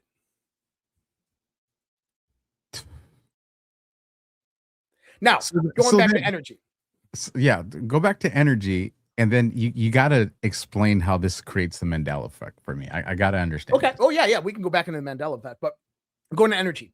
I'm going to ask you a series of questions. Okay. Why? There was a very religious experience that I had in my life where, by the way, for everybody out there, I've died twice in my life, both when I was very, very young. I had sudden infant death syndrome, SIDS, in my crib. And then I also died after my first vaccine that they gave me, the pertussis vaccine. And then I jumped in a pool with a cover on it, but my brother saved me. But I've had some very spiritual and religious type of experiences. One of them was when I believed that I was in the realm of God. And it just, I can't explain the sensation, the feeling. All I can tell you is the thoughts that were exchanged. And imagine for a moment that you're in the realm of God, God's realm. And you realize it, and you come to this understanding that you can ask any question you want. And then the voice inside your head says, but you're in the realm of God, so all is known. And then the realization kicks in. There are no questions to ask in the realm of God. If God is all absolute and all totality, then God is all questions and answers and all answered questions. There is no mystery. There is no intrigue. There is no curiosity. Everything is known all at once. And I realized in that moment of this religious experience that I had of God's predicament, because God has a predicament, is that God cannot ask questions. God cannot know anything about himself because God knows everything about himself. So think about it. If you know everything about yourself instantaneously, there's no question to ask. God can't ask questions. You could create a version of yourself to live an experience to kind of see what that would feel like. So you could fracture your whole being into a substrate consciousness that forgets what it is, and you expand it throughout your entire creation, and then it grows up and rises up to discover itself, which then is you rediscovering yourself through separation, but you're actually still one. I see what you did there. I see what you did there. Okay. Bro. But let me ask you a series of questions. How do you define? So, and this is why I was getting into that, because questions are the heart of the mystery. Questions are the pathway that we take to discover. And here's one of the other key things that I've learned in the universe is that life, people will say life's about finding meaning. Life's about discovering who you are. And I do believe it's so it's a Latin phrase. Where is it? Right here. Latin phrase. Ipsum tenacious. All right. And what it means is know thyself. And that is probably the most important phrase in all philosophy and in spiritualism and religion. Know thyself. And there's a reason why, but put that to the side right now. The one experience that we can have in all of life and all of understanding is an epiphany or an aha moment. You ever had an epiphany? Oh my God. It's a revelation. It's the most exhilarating feeling in the world. Why? Because you just discovered something new. Now imagine having a thought that nobody else in the entire universe has ever think. That is completely unique and genuine. That's what I strive for. I strive to have thoughts and ideas. Like original thought. Yeah, that nobody's ever had before because they're powerful. And that whole powerful construct is a different thing that we can talk about at a later time. But in understanding this, the question is what drives us. Remember from the movie? But Neo, it's the question that drives us. It is the question that drives us because questions are the most important aspect of all discovery and curiosity. So I'm going to ask you a series of questions because I hope that within these series of questions, you and the audience begin to discover some things. Okay. What is God? He's my creator. I'm starting easy. Yeah. My creator, the all. Don't explain him in the reference to your relationship with him. Explain it if I was an alien who you had to use very simple descriptive words to explain God, the concept of God, how would you explain it? He is the original source of everything. Ah, love it. Original source. He's absolute and he's totality, right? It's the absolute totality. There is nothing outside of it.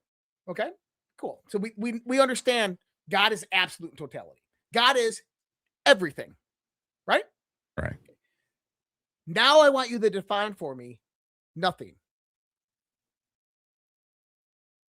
It's the absence of that. It can't be. God is everything. Well, nothing doesn't exist because it's nothing. Stop right there. Nothing cannot be defined because the moment you define it, it becomes something. This is the ultimate paradox. Nothing cannot be defined because the moment you define it, it becomes something. So therefore, nothing, no thing has ever existed. You're taking me back to the never-ending story, bro. A trail. I know. A trail. If you guys don't know, if it's a freaking crown. I'm gonna have to watch that movie because there's probably so stories in there. Nothing does not exist, which gives you the answer to the paradox. If nothing has never existed, that means that everything has always existed. Okay, I'm tracking that thought. Perceive that, right? Yeah. If nothing has never existed, which we can do that just by simple meaning and understanding and definition, that means that everything has always existed. And how do we define everything? As God. God has always existed. Okay. Now, physicists, right? Most physicists are cosmologists, astrophysicists. They're atheists. They don't believe in God. But you want to know their understanding of reality? Did you ever hear the joke that Richard Feynman used to talk about with the Rome summit where they came up with the Big Bang Theory? Briefly, yeah. They said that Feynman would say that give scientists one miracle and they'll explain everything else. Well, the Big Bang was the one miracle that in the infancy of the universe, at the very moment of creation, everything was this little pea size or maybe even subatomic little speck of everything that in 100 millionth of a second expanded to half the size of the entire universe. Well, wait a minute. That just violated the speed of light, the understanding of time, gravity. Well, but it happened because those things didn't exist at that point in time. Well, if they didn't exist, then what was holding that little ball with all the universe together in it? Oh, gravity. But you just said gravity didn't exist in that time. So they become contradictory. But then you ask them, what came before? They say, I don't know. It came from nothing. But if it came from nothing, it can't exist. You have to go to the, it doesn't exist. It could never have existed, which means that if it didn't come from nothing, it came from something. And that something is God. And that something was everything, right? Because everything was right there. If that something is everything and that everything is God, that's where it all came from. Right. I'm tracking. Okay. So, I like that. I like that right there. The scientists don't like having conversations with me. So now, here's where it gets really fucking cool. Because you asked what was energy, and that's what we're trying to truly define. And in science, energy is simply the quantitative property of a physical system. It's just the ability to do work. But then you get like the laws of thermodynamics, right? And one of the laws of thermodynamics is known as the conservation of energy. You ever heard this?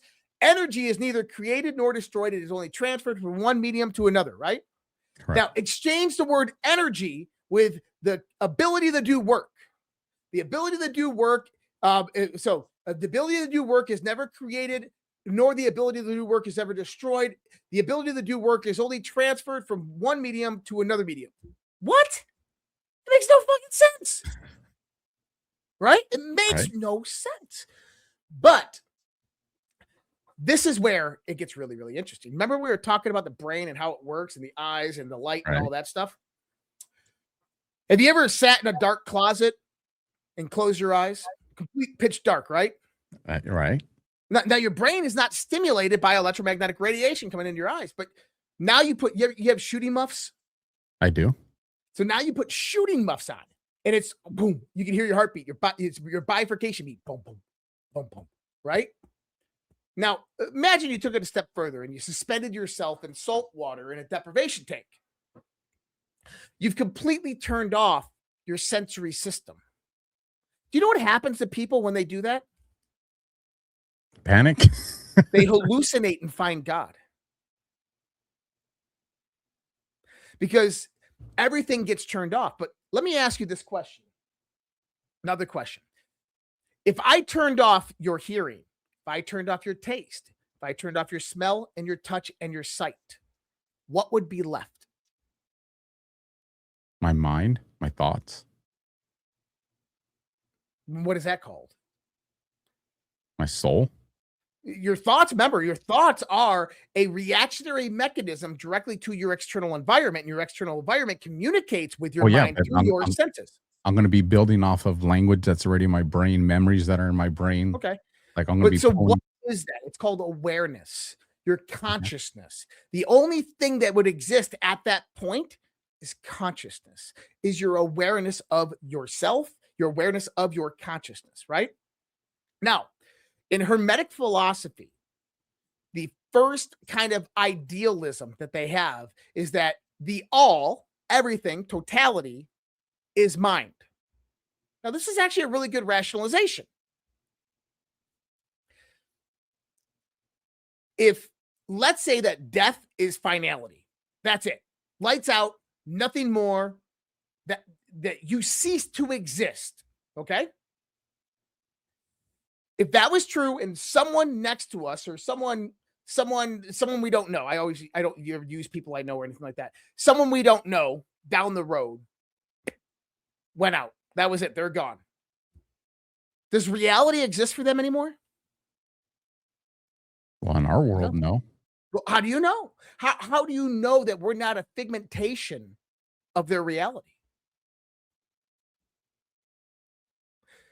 Let me think about this.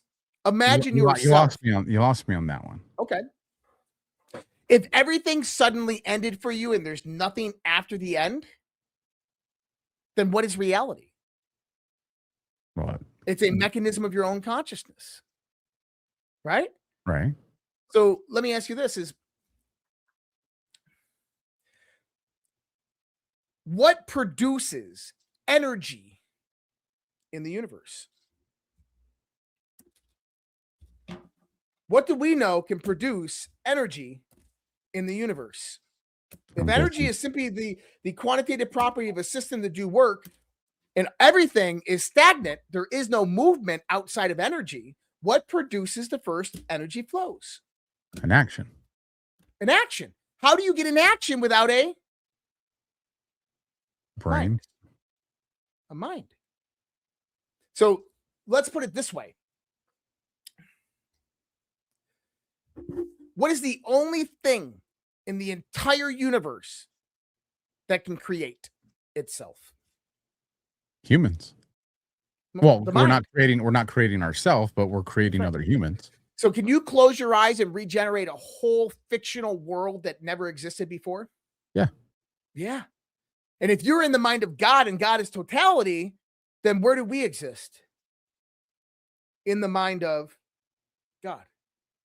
Right? Right. In other words, God is consciousness. There is nothing outside of consciousness. Consciousness is the base fabric of all reality. So here's another example. I'm observing this pretty pen right interesting now. because it changes the perception of the power of prayer. That's right. So let me ask you this. If this pen was sitting outside right now, does that pen exist? Yes. Scientifically, they would say it only exists in probability, in a probabilistic waveform. There's nothing there observing it, so therefore that pen does not exist. It only exists in probability. In other words, whenever you interact with something, that thing becomes a thing. Structure, meaning, all of this, ideas, language, all this stuff, right?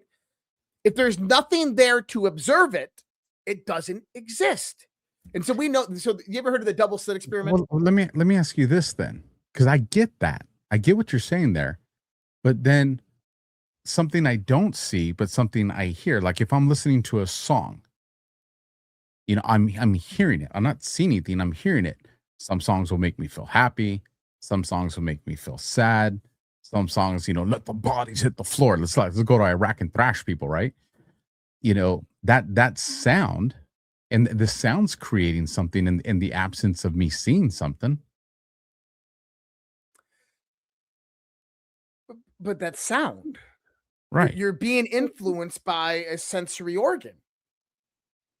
Yeah. But it's still, but that's also creating something though. It's creating the sound. Yeah, but okay. Look around you right now. What do you see?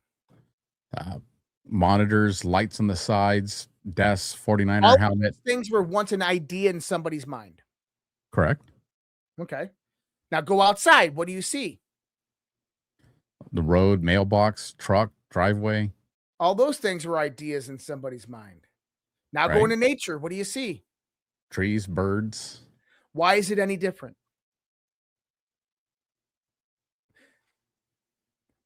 How come those weren't an idea in something's mind? It was our creator. Our creator made them. That's right. Is in the idea is that nothing exists without observation. And in order to be observed, it has to be aware. All right? So nothing exists without observation. And in order to be observed, it must be aware. In other words, the whole idea of the universe can only exist simply because something was there to observe it. So then let me ask you this to bring it back to the Mandela effect. Me and you remember a cornucopia in Fruit of the Looms. That's right. But if you research photos, if you go to the devil's Google, if you do all these things, you're not going to find evidence that it existed. So if the observation is what makes it exist, then are we talking about, and I don't know if I'm probably going to confuse myself here.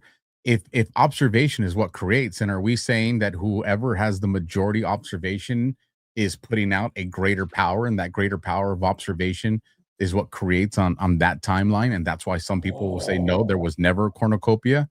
And does that mean that the race becomes for the cognitive mind, because whoever can control the perception of memory is the one that can create the future? And that's all we're doing, is just creating something by whoever can dictate our, control our minds.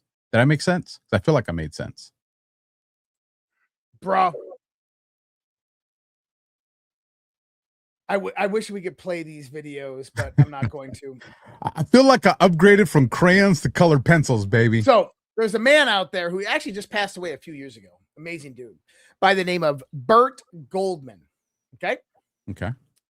At 81 years of age, Burt Goldman learned how to play concert piano like a concert pianist. At 71, he became a photographer, a professional photographer, pictures selling for thousands upon thousands of dollars. Became a painter, painting selling for thousands and thousands of dollars. One day, someone asked Burt, "How did you do that, Burt?" He said, "Well, I quantum jumped into my doppelganger." He goes, if we live in a world of multiple universes and infinite possibilities, then that means that right now, somewhere in existence is me who's a concert pianist, or me who is a professional painter, or me who is a master photographer.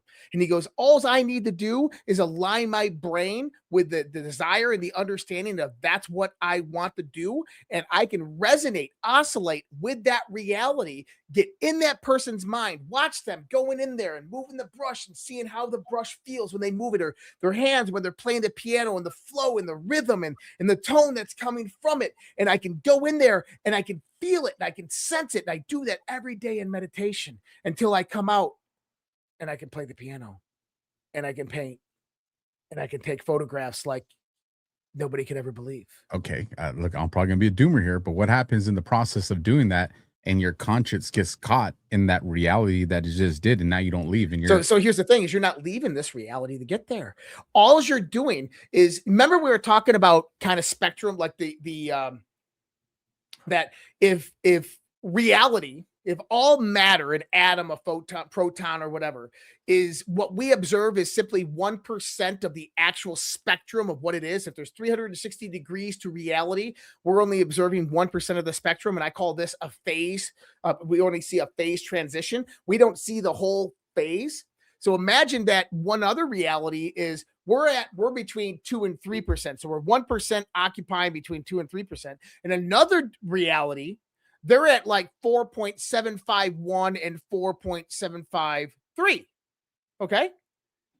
Well, what is that phase transition, that variation? That's an oscillation of consciousness, the frequency of your brain. In other words, in totality, in reality, all of those multiverses are actually collapsed into one. That means that all the versions and variations of you are actually one. But in the multiverse framework, they are not distributed. They are actually all one, but they are experienced in different phase integrals, which means that it's already right here with you right now. All you have to do is oscillate your brain to that knowledge. And how do you do that? Humans have something inside their brain that has been completely misunderstood. You ever heard like you gotta go out there and you got to drink that apple cider vinegar and cleanse your pineal gland, man. It's been calcified because of all the fluoride in the water. It has. You ever heard this? Yeah, fluoride bad, man. Nonsense. Let me help you here. Number one, the third eye talked about in occultism and esotericism and ancient philosophy, everybody has, everybody knows, everybody uses it every day. They just had no idea that's what it was. And the biggest disservice that has been done to humanity is us being told since the time that we were little kids that it was useless and nothing more than daydreaming and fantasy. And it's called your imagination. Your imagination, when I say that word imagination, you think what? Like daydreaming, like thinking and visualization. Your imagination, imagine it as that part of your mind that can traverse that whole wheel of 360 degrees of all those phase transitions and pick any one it wants and sink right into it and then oscillate that frequency directly with your body. Think about it as that thing in your brain that interconnects all universe to where you can go anywhere in the universe if you just simply thought about it. That is truly what your imagination actually is. It is your third eye. It is the interconnecting domain of your subconscious and all of the domain of reality. And I'll tell you this from direct experience, that your imagination is the most underdeveloped part of the human psyche, mind, consciousness, whatever you want to call it. That everybody thinks like, oh, you're just going to imagine it, right? Like imagine it, right? No, your imagination is truly powerful. It can transcend reality. Don't believe me? Go out there and transcend reality. Just think about it. It'll actually happen. And when you learn to control that imagination, when you learn to move it like a picture book and the shape, whatever image you want to come up or whatever construct you want to come up, and that you can integrate into it, you can walk up to it, you can imagine a person standing in front of you and you can reach out and actually feel and touch that person. That's the power of your imagination. So then is the Mandela effect us just not under is one of us falling so one's imagination and one's reality, right? So what is the Mandela effect? There's various different theories. They say it's misremembered. I doubt that. In the context of what I'm talking about, the multiverse theory, it could be just subtle slips of deviation. So imagine that our reality is tuned in a bell curve. You know what a bell curve is? Right, I do. Everything comes up and then comes back down. Imagine that we're kind of attuned to this reality. And as we deviate, increase or decrease that, we tend to move towards another bell curve in another reality. Although subtly different, it's the same reality. We just don't know it. And we call this dimensional slip. Okay. And that imagine that you're actually dimensionally slipping every day, backwards and forward. And that some worlds that the Monopoly man had a monocle, but now he doesn't, because you've dimensionally slipped, deviated from that reality to where that possibility was actually relevant. So that's an idea. And for the record, I say that we're not in the realm of woo anymore, because your United States government came out about 2 weeks ago, maybe 3 weeks ago, and said that we have the ability to manipulate time, folks. Like that's on the government website. I don't know if you saw that or not, Josh. Yeah. There's Krasios, who was from the White House Office of Technology and Science, and he talked about that. But when we start to bring this into understanding, is that you have dimensional slipping. I honestly think that what the Mandela effect is dimensional slips. And so, like I was explaining with death, like gotten into a car accident and you died, and all of a sudden you wake up in your bed, that's a dimensional slip. You're transitioning to the closest, nearest reality to where the probability of you being alive and conscious aware is still there. And so if you think about that whole world, you ever seen Jet Li's The Movie The One? I haven't. So he's living in a multiverse and he doesn't realize it, and he's being hunted by himself from another multiverse, and he starts gaining these powers where he can move stuff with his mind. He's like, what the hell's going on? But his other person's a dimensional traveler and killing himself in all the other dimensions, because it's consolidating that conscious energy into one being, and there's only two left. And so the last one kind of becomes the super powerful being. Reality is actually very similar to that, because think about that fragmentation. It's called The One with Jet Li. I'm gonna have to watch that. Yeah. So I think dimensional shifting is actually real. And I think that's probably what we're experiencing with the Mandela effect. But there's simulation theory that it's a computer simulation. I don't tend to believe in simulation theory. The reason I say that is because our words meaning our idea of a simulation is based upon a computer system, which inside the computer system, you create a construct, and that construct, you create a base reality. But that computer system is built out of silicon chips, and silicon chips is nothing more than silicon atoms, and silicon atoms follow the rules of science and the laws of nature and are following the rules of the universe to develop that computer system. And what we're actually doing is replicating our own external universe inside of a computer system. So that simulation that we're creating is nothing more than a rudimentary and a very rudimentary universe. It's just a mimicking of what we're seeing out here. In other words, our reality itself is nothing more than ones and zeros and electrical signals. And we call it digital because that's what we're developing now. But actually, that's natural.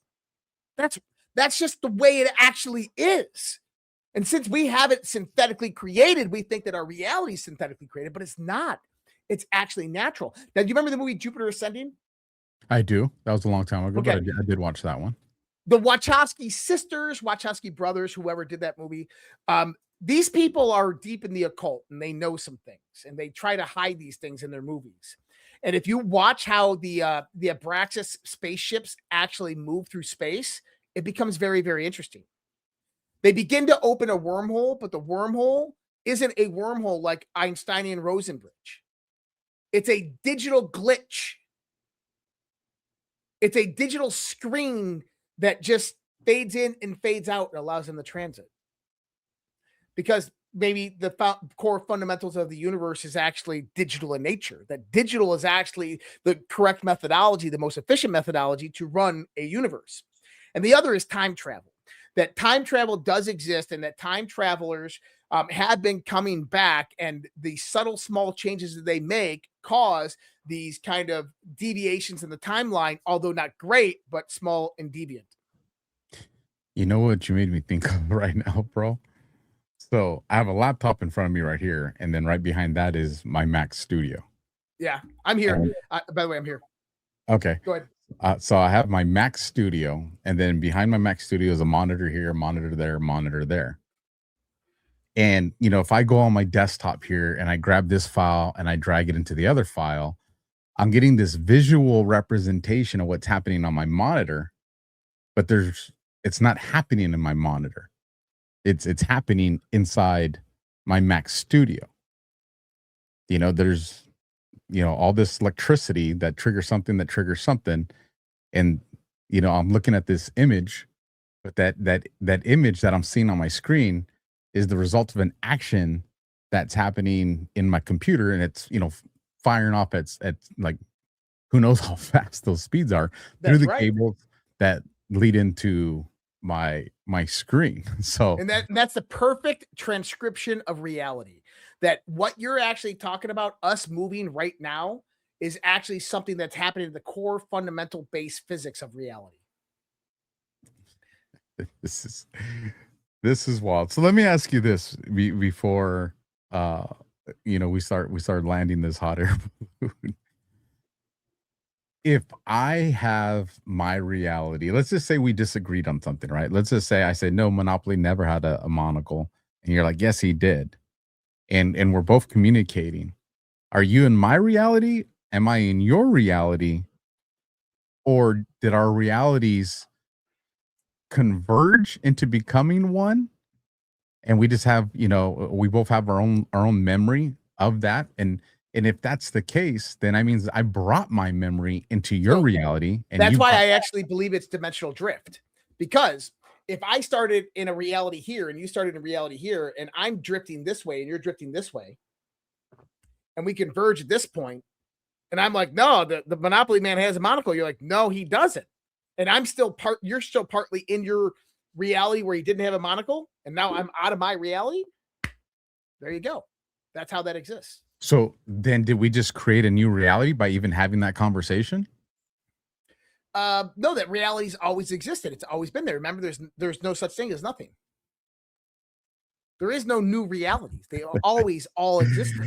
Oh, it's so crazy, bro. But then also, here's the other key point to that. If everything has always existed and always will exist and nothing has never existed, that means that when you die, what happens? You still exist, just we don't understand where. There you go. Our God is good, man. Yeah.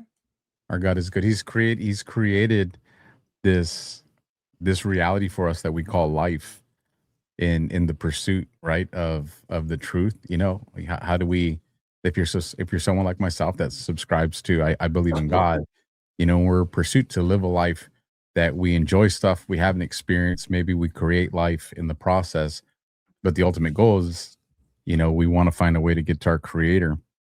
And it just, I love these conversations.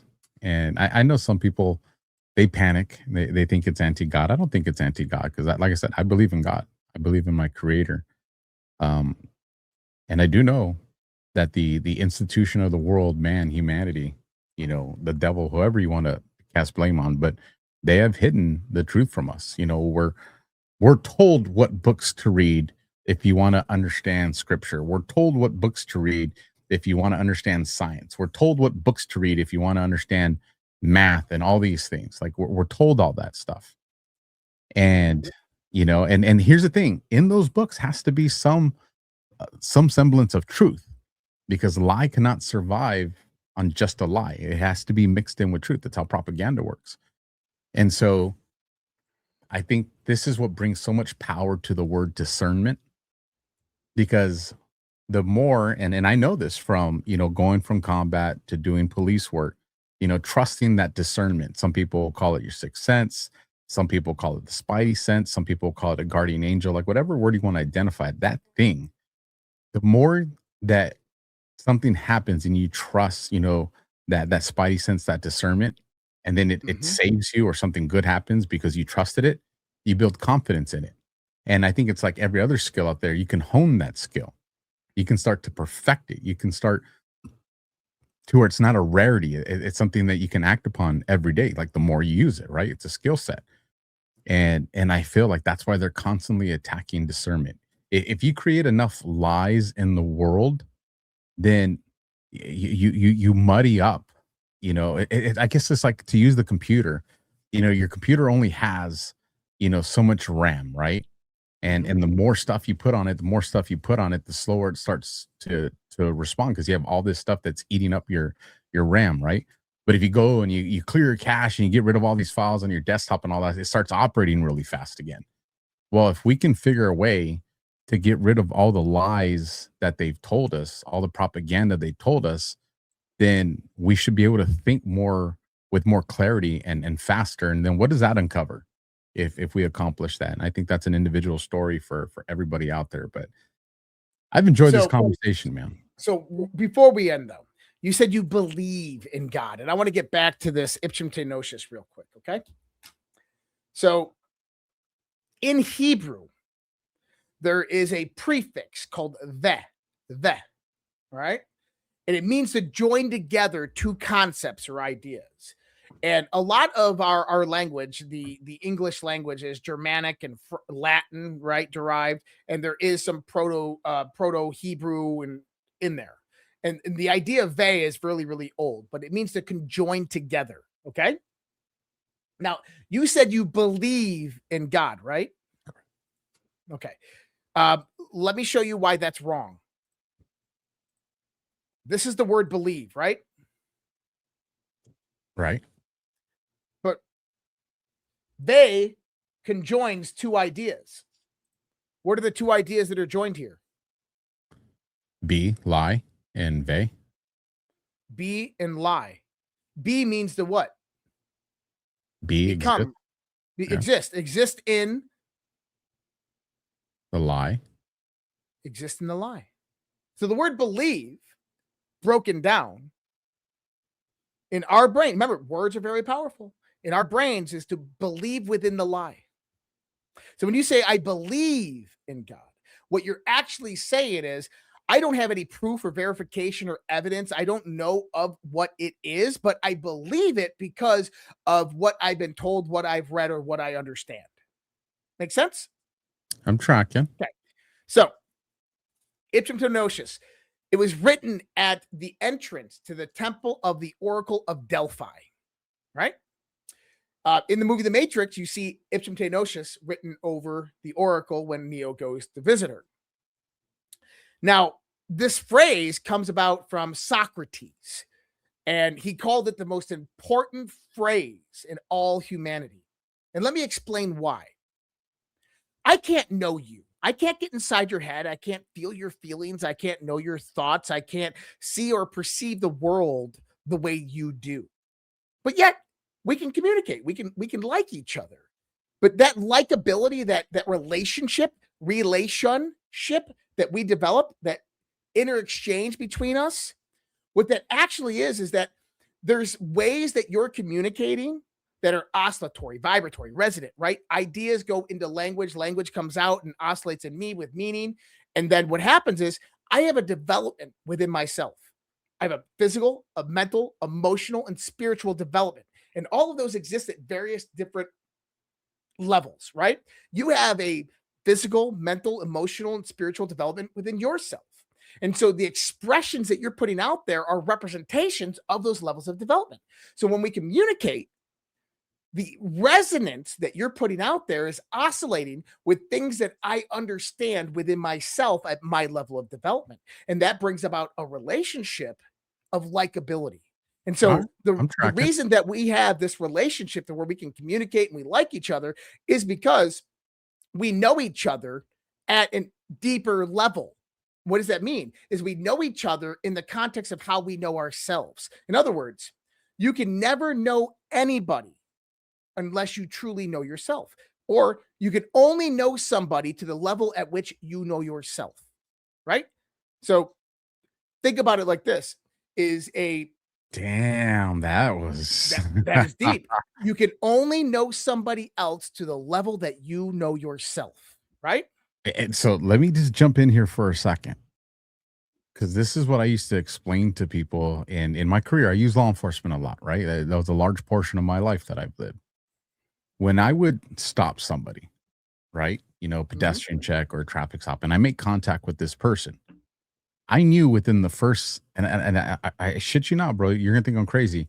I knew within the first 3 to 5 seconds if I was dealing with a good person or a bad person. Now, I might not have known what they did, but I knew I'm dealing with a good person or a bad person, and you have to hone that skill as a cop because your life depends on it. That dictates your level of escalation to protect yourself or the community or your partners, whatever the scenario is. But I knew, and the more consistently accurate you got with that, the better you got at it. And like I said, they may have not even said anything. You're just coming up to the window and you see the facial expression. Then yeah, body language speaks. But there were times where somebody visually looked good, they smiled, but I knew this ain't a good person. This person's bad. And ultimately, you had a deeper interconnected relationship with themselves, which they probably weren't even aware of. Now, going back to the same idea, you can only know somebody as well as you know yourself, because the relationship is actually this inner exchange of resonance, of vibration between you and that person. Now, you said you believe in God, right? Right. And that's believing. That's be the lie. Be the lie. I don't believe in anything. I know things. I understand things. I have relationships with things. I know God. I don't believe in God. I know God. Reason being is because I have a relationship with God. I like that. Now think about this though. And you ready for this one? Because this is why Socrates said this is the most important aspiration of any human being, is to know yourself, because you can only know somebody else as well as you know yourself, which means if you have a relationship with God, you can only know God as well as you know yourself. The thing that I like about what you said, there's the relationship part. My dad told me this, and I've shared this before. I might even shared it, with you on one of our shows. But one of the things my dad told me, and probably around my high school years, is because I remember I was thinking he was weird at first, but he's asking me, about Abraham Lincoln and George Washington, historical figures. And he's like, you know these guys, right? I'm like, no. And he's like, well, you studied them in books. You watched the movies about them. Like, you know these guys. You have a relation with these guys, or the relationship part didn't come yet. He was like, you know them. The point being, what he was getting to is, just because you read the Bible doesn't mean that you what he was getting with was a relationship with God. Just because you go to church, and what he was communicating to me is this, like, reading the Bible, watching movies, and studying. That's not how you get to know God. You have to have a relationship with him. Yep. You have to talk. And so when you were talking about relationship right now being part of the why, I just thought that was spectacular. I really like that. Yeah, but the truth in the matter is that you can only know God, only have an extent of a relationship as well as you know yourself. So if you don't know yourself, if I ask you, who are you? And all you give me is, I'm a man of integrity and courage, and I was a combat Marine veteran and I was a police officer. That's all you can tell me about yourself. You don't know yourself. I'm not going to ask you the question, but I'm telling you right now, if that's all you can tell me about yourself is the past things that you've accomplished and the things that you identify with this world, you don't know yourself. No, we'd be here forever if you wanted me to tell you who I am. It wouldn't stop, bro. That's right. Well, that's what I'm saying is, when the imagination begins to kick in, that is the key to realizing who you are. It's also the door to having a relationship with God. I'll just leave that there. We're good. Very interesting. Very interesting. One of the thoughts you gave me, and we can save it for another show, is when I recall a memory of someone else and I have joy from that memory, am I making that person exist again in my memory, in my moment? Because I'm creating real feelings, I'm creating real emotions, grandma, grandpa, however you want to look at it. I just find it interesting. I have 2 Rumble rants that came in, and then we can do our last ads. And then I'll see if I think I got a super chat or one of us got a super chat. You got 2? 2 Rumble rants. Yeah. I got a few. All right. $10 Rumble rant from Crossroads 45. Hey, Alpha. I live in Rupa Valley, Riverside County. Just left work. Red light is on the top. With the big old smiling emoji. What's up, neighbor? Rupa Valley. California's just fucked up. That's the only reason. I'm telling you, I know I'm not crazy, bro. I know I'm not crazy. $10 from Rabid Badger 456. Awesome show as usual. Thank you for that, Rabid Badger 456. And one that came in again right here from Crossroads 45. $5 Rumble rant. Hi again. According to Siri, the Monopoly man does not wear a monocle. It is a misconception. I thought he did. You're not wrong, Crossroads. He did. He did have a monocle. Love all the shows you guys do. And then here's a super chat from Lisa Kennedy, S3K, $20 super chat. Thank you guys for all your hard work. But as for the rift and MAGA, it's noise, not signal. The noise is waking people up. God will use all things for good. It's definitely a combination of things. There's definitely noise there. There's definitely a filtration process. And you got to shed weight to grow sometimes. But thank you for that super chat, Lisa. Go ahead, Josh. All right. I got 5 Rumble rants that came in. True Deplorable, $20 Rumble rant. I learned about 20 and Back in Time service is the secret space program from the documentary Above Majestic, co-producer by Jordan Sather. We actually asked him to come on this week. Y'all should watch and then invite Jordan on the show. Well, Jordan actually has had multiple invites to our shows. Maybe one day he'll come on. Come on, Jordan. Maybe you guys should hit up Jordan and say, you got to do a show with Josh and Alpha. Then he probably would. Barber's Lines Matter. Nate over there, $5 Rumble rant. What is the voice in your head, and why does it narrate every move you make and sometimes questions the decisions you make? Good question, Nate. Is it you? Is it some animalistic processy that is like happening within your brain? Do you question it? Is it outside of you? Is it God? I don't know. $2 Rumble rant. Cousin Vinny 1. When we understand the matrix, we are maneuvered by words and symbols. We gain power in the management of our desires. Spot on. Good job, Cousin Vinny. Clandry, $10 Rumble rant. Josh, I think we are soulmates, or at least connect in another life. Well, I appreciate that. And I can't tell you how many people have actually said that to me in my life. And I'll tell you, there's a theory that I have out there called spaceship theory, and I'll tell it in just 1 second after I get this last Rumble rant. And it'll blow your mind because then you'll be like, oh my God, that's actually reality. Ricky I63, $20 Rumble rant. You gave me chills, Alpha. My third day at work after Academy, I almost had to make the ultimate decision. So wild you had that experience. It's a commonality in law enforcement. It was very wild, man. Yep. So I have a theory out there called spaceship. And I was a baby. I was what, 25 years old? I was a baby, man. Yeah. So I have a theory out there, and this is kind of my theory that's kind of brought together for a few different things, but it's called spaceship theory. And in spaceship theory, imagine that humanity far in the future, our planet's destroyed and there's only 10,000 of us left, and we get on a spaceship and we start to find a new home, and we have an AI operating the spaceship, and it's flying throughout the galaxy trying to find us a new home. And while we're waiting, we're in cryogenic sleep, but our consciousness is linked up into an AI generated computer world. And the first few AI generated computer worlds, they crashed. They don't work out. They were perfect utopias, high advanced civilization and technology, but it just didn't work out. Well, the AI recorrected it and figured out that, look, these 10,000 people, you can't just continuously put them together in the same construct over and over and over again. You have to give some fluff in between. So what they did is the AI began generating non-participatory characters, NPCs, millions upon millions of them. And so what you have is this construct in this AI world where there's 10,000 real people and then millions, if not billions, of NPCs. And what you find out happens is that these real people keep on running into each other. I know you from somewhere. You look so familiar. Dude, I feel like we're soulmates.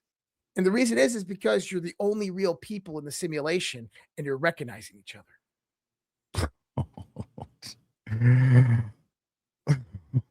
Holy smokes. Ladies and gentlemen, if you enjoyed the show tonight, do us a solid, smash the thumb, hit the heart, and more importantly, visit our episode sponsor, Good Brew. If you joined late, he was at the front end of the show, shared some amazing knowledge. You'll see it down in the description. On my show, you'll see it down in the description of Josh's show, and you've seen it scrolling across the bottom of the screen.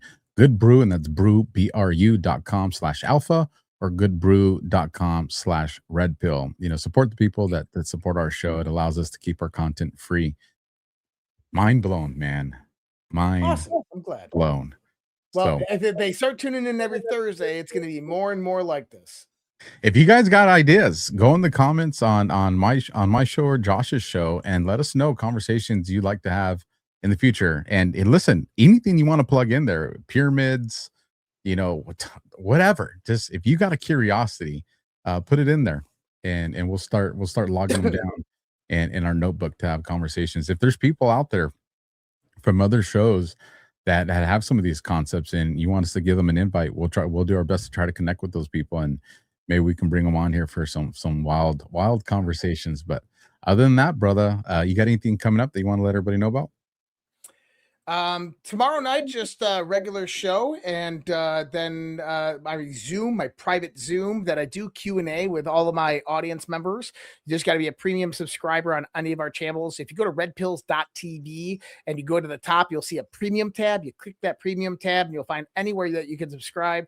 Tomorrow after our shows about 9 p.m. Central, I'll be jumping on there for a live Q&A. And maybe I'll drag a few of the guys from the round table over there too. We'll see what happens.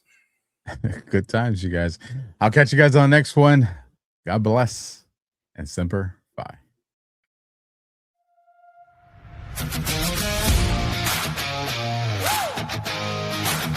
When the lights go global, legends go live.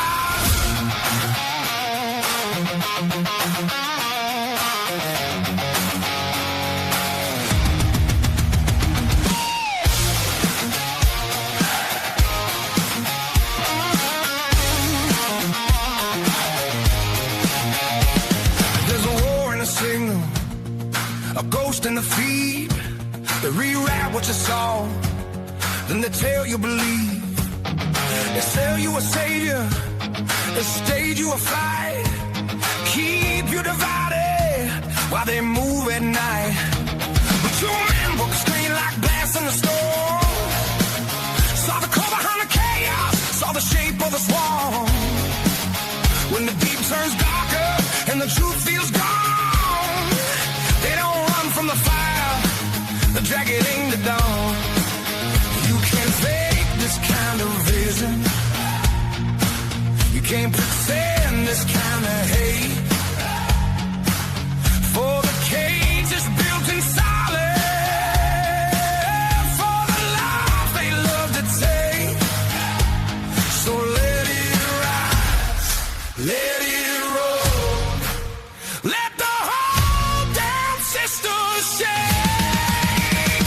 Overwatch, the Guardian, say it loud, let the whole world hear. Digital soldiers, last protector from the cowards' heart. They appear the storm, the truth, they hit like thunder, never disappear. Some call them watchers, some call them heroes, but the world gon' know their name right here. Overwatch, the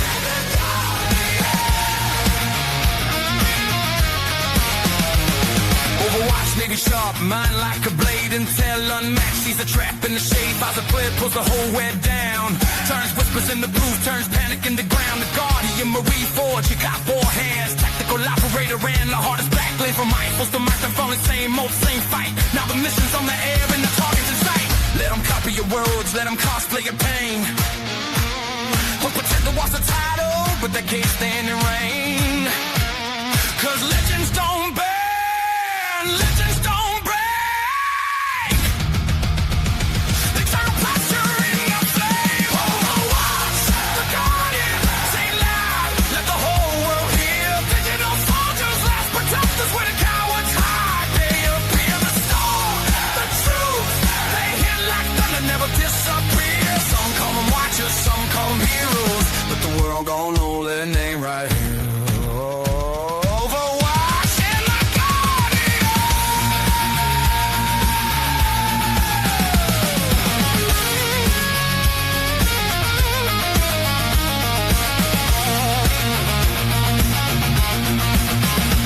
They're on the TV screens, your phone screens, and in the shadows where the real war breathe. They don't chase clout, they chase the network. They don't play nice, they break the script. Star from the flag, glory in the fight, stripes in the blood, humble in the price. Matrix shattered, veil torn through when the watchers move. The darkness moves too.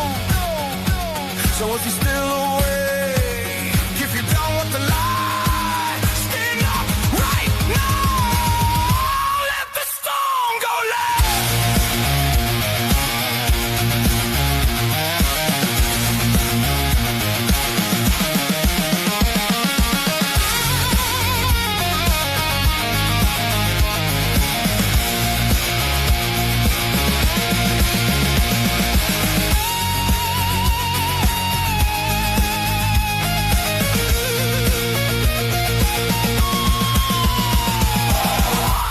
The Guardian, say it loud, let the whole world hear. Digital soldiers, last protectors, and the cowards hide. They appear the storm, the truth, they hit like thunder, never disappear. Some call them watchers, some call them heroes, but the world gon' know their name right here.